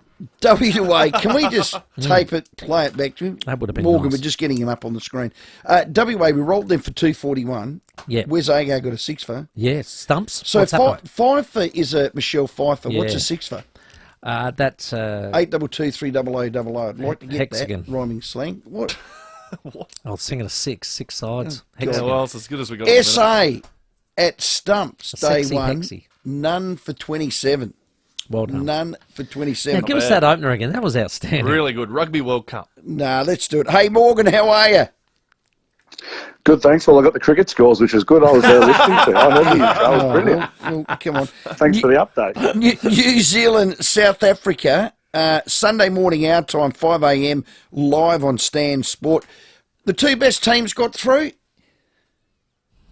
Well, oh, look, the teams that deserve to. I think France and Ireland, they'll feel unlucky. Yeah, Those games in the quarterfinals, which I was lucky to be at, could have gone either way. But when you win and you get through, you're the best teams. And look, they're the two best teams in the history of the World Cup too. They've only met each other once in a World Cup final back in '95. And remembering that the last time someone who wasn't South Africa or New Zealand won the World Cup was all the way back in 2003. So certainly two nations that have dominated world rugby. Wow. Now, they're across the ditch. They're our partners, Anzacs and all of that. I should support New Zealand, but there's something about South Africa that I like with this team. It means so much to them. Give us a preview. Yeah, it certainly is that. And I suppose the one good thing, for the suffering Wallabies fans at the moment is this is good for Southern Hemisphere rugby. It's great to see that the Rugby Championship, which is the tournament the Wallabies playing down south, is strong. 3 of the 4 semi-finalists down south. The sad bit is it's not one of us. New Zealand, they've gotten better and better. Don't forget, about 12 months ago, they were calling for their coach Ian Foster's head. They've already appointed the next All Blacks coach in Scott Robertson, a well-deserved appointment. They weren't sure about their captain, Sam Cane, whether he was even part of their best back row. But those two guys have done a brilliant job. Sam Cane's in career best form. He's been outstanding. They've got lots of experience. Disappointment from 2019 World Cup being beaten by England. They've got strike players all over the place. It's been raining through the week here in Paris. It's expected to clear up a bit. And a faster track and a referee in Wayne Barnes who will want to see a quick game, an open game, that might push it New Zealand side. The other side of it is South Africa, reigning world champs, the most experienced Springbok team in the history of their rugby has just been announced here in France. They've got an 8-man bench in rugby. They've gone with 7 forwards and 1 back on the bench, something we never see anyone else do. It's normally 5 forwards and 3 backs. So there's inherent risk there. They've got a reserve fullback on the bench. So, for example, if Faf de Klerk, who they've named at halfback, gets injured, that's pretty much them done. It's hard to replace a guy like that in such a specialist position. So they've taken some risks here. In saying that, they did this the last time they played New Zealand, which was in a warm-up game in England, and they absolutely belted New Zealand. So I can see this one going right down to the wire. Rugby World Cup finals are rarely blowouts. This could even go to extra time. I've got a feeling South Africa might win, but it could easily go either way. So, Morgan, the semi-finals, New Zealand had a soft win over Argentina. South Africa, a point win over England. What's the better preparation? Probably the New Zealand preparation. It was, I suppose, soft is an interesting word. It was a simple win and a comfortable win because they were so good early. So, I referenced the 2 quarterfinals. South Africa knocked out the hosts in France, and New Zealand beat Ireland, the best number 1 ranked team in the world. Those were huge matches, and we're always worried whether both teams could get back up for the semi. New Zealand did it really well. South Africa, quite simply, should have lost. They should be on a plane home after this 3rd versus 4th playoff this Friday night coming. But somehow they found a way like championship teams do. New Zealand had an extra day's rest. They had a much more comfortable victory. So in terms of physical preparation, they should have the advantage. South Africa, maybe they'll say, look, it's almost destiny that we're through. We shouldn't have won. We've somehow won. We know how important it is for the South Africa as a nation that their rugby team does well. You would have to think the logical situation is New Zealand had the best prep. One last one before we let you go, Morgan. Eddie Jones reckons he's staying. You sold? Well, I'll tell you what, more importantly than whether he's just staying or not, is I want to know his plan for the future. I want to know, how he's going to bounce back. Next. All you can do at the moment is work as though he is staying. And when he hands his review into the powers that beat Rugby Australia, I want to know what his plan is. In 2 years, we're hosting the British and Irish Lions, a huge series in 2025. Adelaide will get one of the big matches of that tour. Yes. And I want to know how Eddie Jones is going to make the Wallabies a force to be reckoned with in the next 2 years. Yeah, well done. Hey, Morgan, thanks again for your time. Pleasure, guys. He's a ripper. Morgan Turanui there, former Wallaby, Stan Sport. I think it's 5 a.m. our time, the final, New Zealand v South Africa. That will be a ripping game. And did you know, both New Zealand and South Africa, they both have the most World Cup wins, 3 apiece. So somebody goes ahead of the other. Someone goes ahead, don't they? We're long overdue, the Wallabies. Yeah, it'd be nice one day to get back to a final. We got 99, the last one? 03? Those Was that three the Johnny Wilkinson? we got beat by Johnny Wilkinson. Yeah, that's right. Oh, So I God, reckon he it's had a 99. golden boot, didn't he? He never missed. Yeah. How's his preparation? Yeah, well, that's why he never missed. Yeah. Well, there you go. There you go. Hey, earlier today, the MFS issued a watch and act for the Chaffey bushfire. Thankfully, that bushfire at Chaffey is now being contained for those out there and concerned and downgraded to just a smoke advice. So the MFS still on the scene. But for those who are out in the area and have been keeping watch and acting this afternoon, thankfully that has been contained and downgraded, which is great news. 16 minutes after 6. The 5AA Sports Show with Rowey and Timmy G. 5AA Breakfast. Debbie in Semaphor's on the line. Morning to you, Debbie. I just want to say I've only just started to listen to 5AA probably a couple of months ago, and I think you guys are fantastic. Hey, Good on you, Debbie. Welcome aboard. So I've lived in all different states, Melbourne, Brisbane and all that. I do think Adelaide, all of Adelaide is fantastic. And listen to you guys this morning, that's why first time caller, well, not necessarily a long time listener. Yeah. 6 a.m. weekdays on 5AA. Experience the joy of Christmas, welcome the festive season and see Father Christmas arrive on his sleigh at the National Pharmacy's Christmas Pageant. Bring your biggest smiles and biggest waves Saturday, November 4th. Route map, float list and viewing information at christmaspageant.com.au. There are many joys that come with growing older, and Arbor Vitae helps you optimise these joys. Arbor Vitae is an anti-inflammatory supplement made from natural ingredients like pycnogenol, enzyme papain from the papaya fruit, aloe vera and honey. It helps to reduce mild arthritis, relieve other joint pain and helps to maintain healthy blood glucose, cholesterol levels and cognitive functions. For Tracy from New South Wales, Arbor Vitae has saved her career. She's a cake maker by trade and suffered with sore hands for years. After trying Arbor Vitae, all her pain disappeared and she thanks Arbor Vitae for saving her career. Arbor Vitae health supplements are now available at Chemist Warehouse, Australia's cheapest chemist. arborvitae.com.au. Always read the label and follow directions for use. 2 minutes on the clock in the third. We trail by 3 points, 63 to 60. That's the 36ers. Come on, boys. Hey, TJM will be at the 4x4 Adventure Show. It's this Friday, Saturday, Sunday. It's at the Wavell Showgrounds. It is a great chance to see TJM vehicles totally decked out with the latest TJM gear. Includes the new Land Cruiser 300 and the next-gen Ford Ranger. Make sure you look for TJM. It'll be brilliant. See Patriot campers on display with up to $8,000 off across the range.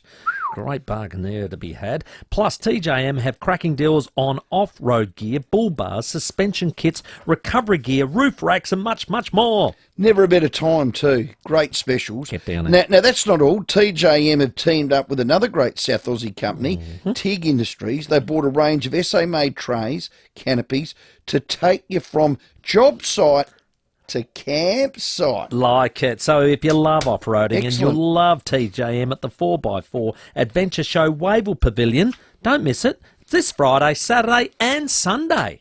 Now, I want you to focus. Imagine entertaining at home over Christmas. Imagine everyone loving your stunning outdoor blinds or roller shutters.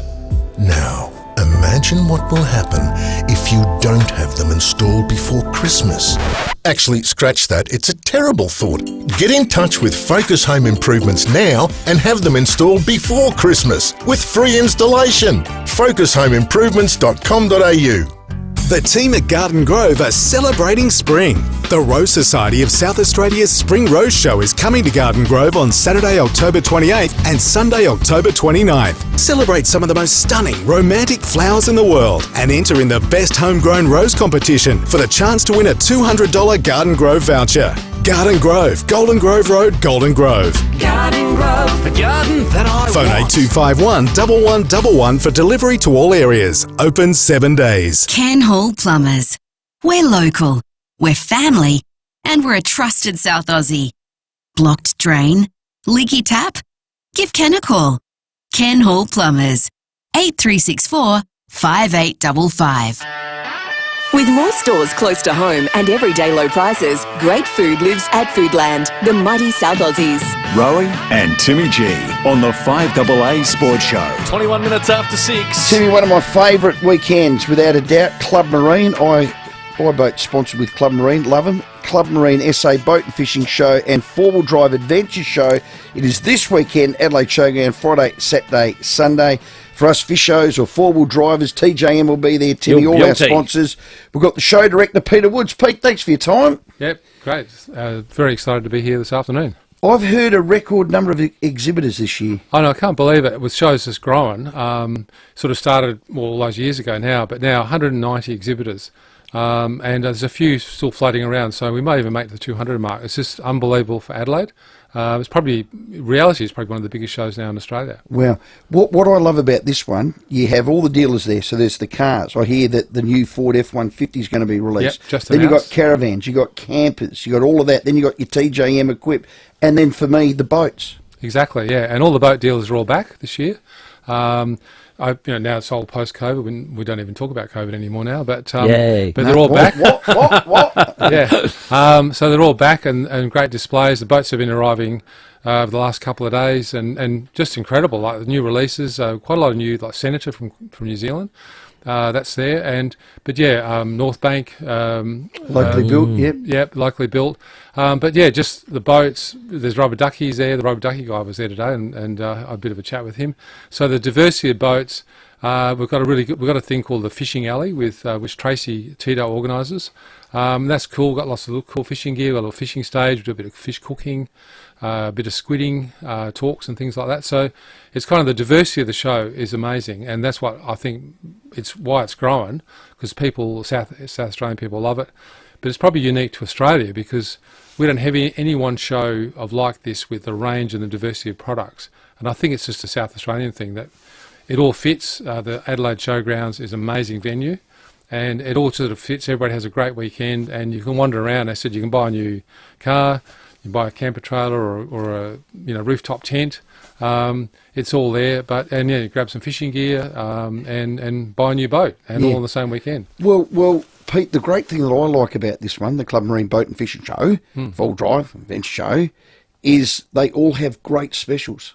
They do. So a lot of them save up for this. This is the time to put your hand in those long pockets, Peter Woods. That's correct, yeah.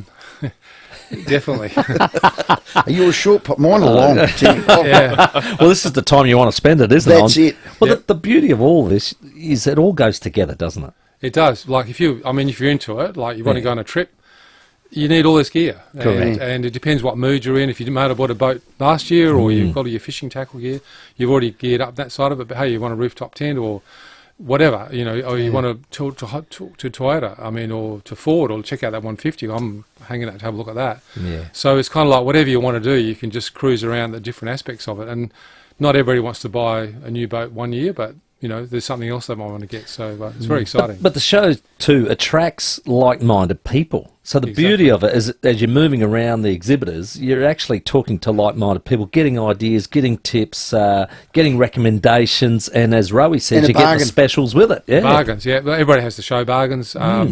Everybody organises them, and I know I spoke to ARB today. So send all these vehicles over from Melbourne. We want to show some new stuff, and they've got a big stack of all their merchandise, and everybody wants to show special, and I think that's kind of the excitement of it as well. So we just love it. We just love putting the show together in South Australia, and it's unique to Australia, and I think South Australian people are starting to soak it up. And of course, for those that don't know, who've been living under a rock, it's at the Adelaide Showgrounds. That's correct. Which is correct, and only $20 for adults. How good's that? Children 12 to 15, $10. Families 2 adults and up to 4 children, $50. How good's that?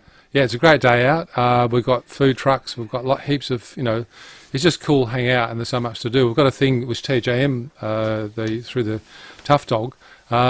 We've got a thing called the traction track. And see, most modern cars now got all this tech on them. You hop in your car and you go, what the hell are those buttons for? We all know about that. Yeah. You just press the button and you make it go. But so we've got this track that shows you how all the technology works and shows what happens on the wheel when you get stuck. So there's kind of like those sort of cool things. Yeah. New vehicles, we've got the Grenadier Ineos there. We've got a new Ingle stage. So we've got the guys. If you're into forward driving, there's the Forward Drive 24/7 guys, Sean and Graham, all those guys. They're going to be there. Jason Andrews. So there's lots of entertainment. So there's so much to do. Like you just got to get there in the morning and enjoy the day. And a lot of people actually come back over the weekend because good idea. Timmy, a couple of years ago, there was a fishing masterclass with me. Oh, and really? Pete boned me, mate. Woodsy said, Rowey, you didn't draw the crowd, so you're out. Going up now a grade? Tracy Tito girl fishing's in. Right, good. Just a girl. She's just there. girls. Yeah, they're brilliant. I think that's a good idea. I think it's a really good idea. Pete, thanks for your time. It'll be a success. Thank you. Thanks for Fantastic. having us. And we look forward to maybe seeing you on the weekend. You can. I'll be there on Sunday. So get your tickets. You can walk up. You can buy them online. The Club Marine SA Boat and Fishing Show and Four-Wheel Drive Adventure Show. You think about it. Car to caravan to camper to tents to tackle to boat. It's got it all. Catching fish, grilling them. Yeah, lovely. The whole Beautiful. lot. Peter Wood's our guest. Amazing. Thanks for coming in. 27 minutes after 6, just as we hear the buzzer for three-quarter time in the 36ers, Rowey. 1 point down. 1 point down. Go, you Sixers! New Zealand Breakers, Go. Adelaide 36ers. We need this win. 1 quarter to go. Caroline Wilson after the break. The 5AA Sports Show, Rowey and Timmy G. 5AA Breakfast. The Education Union is running a week-long ballot of its 12,000 members to prepare for a full-day strike Thursday, November 9. President of the AEU, Andrew Gold. Informing Adelaide. So, Andrew, have you guys had a public relations bypass there at the AEU? Year 12 kids are a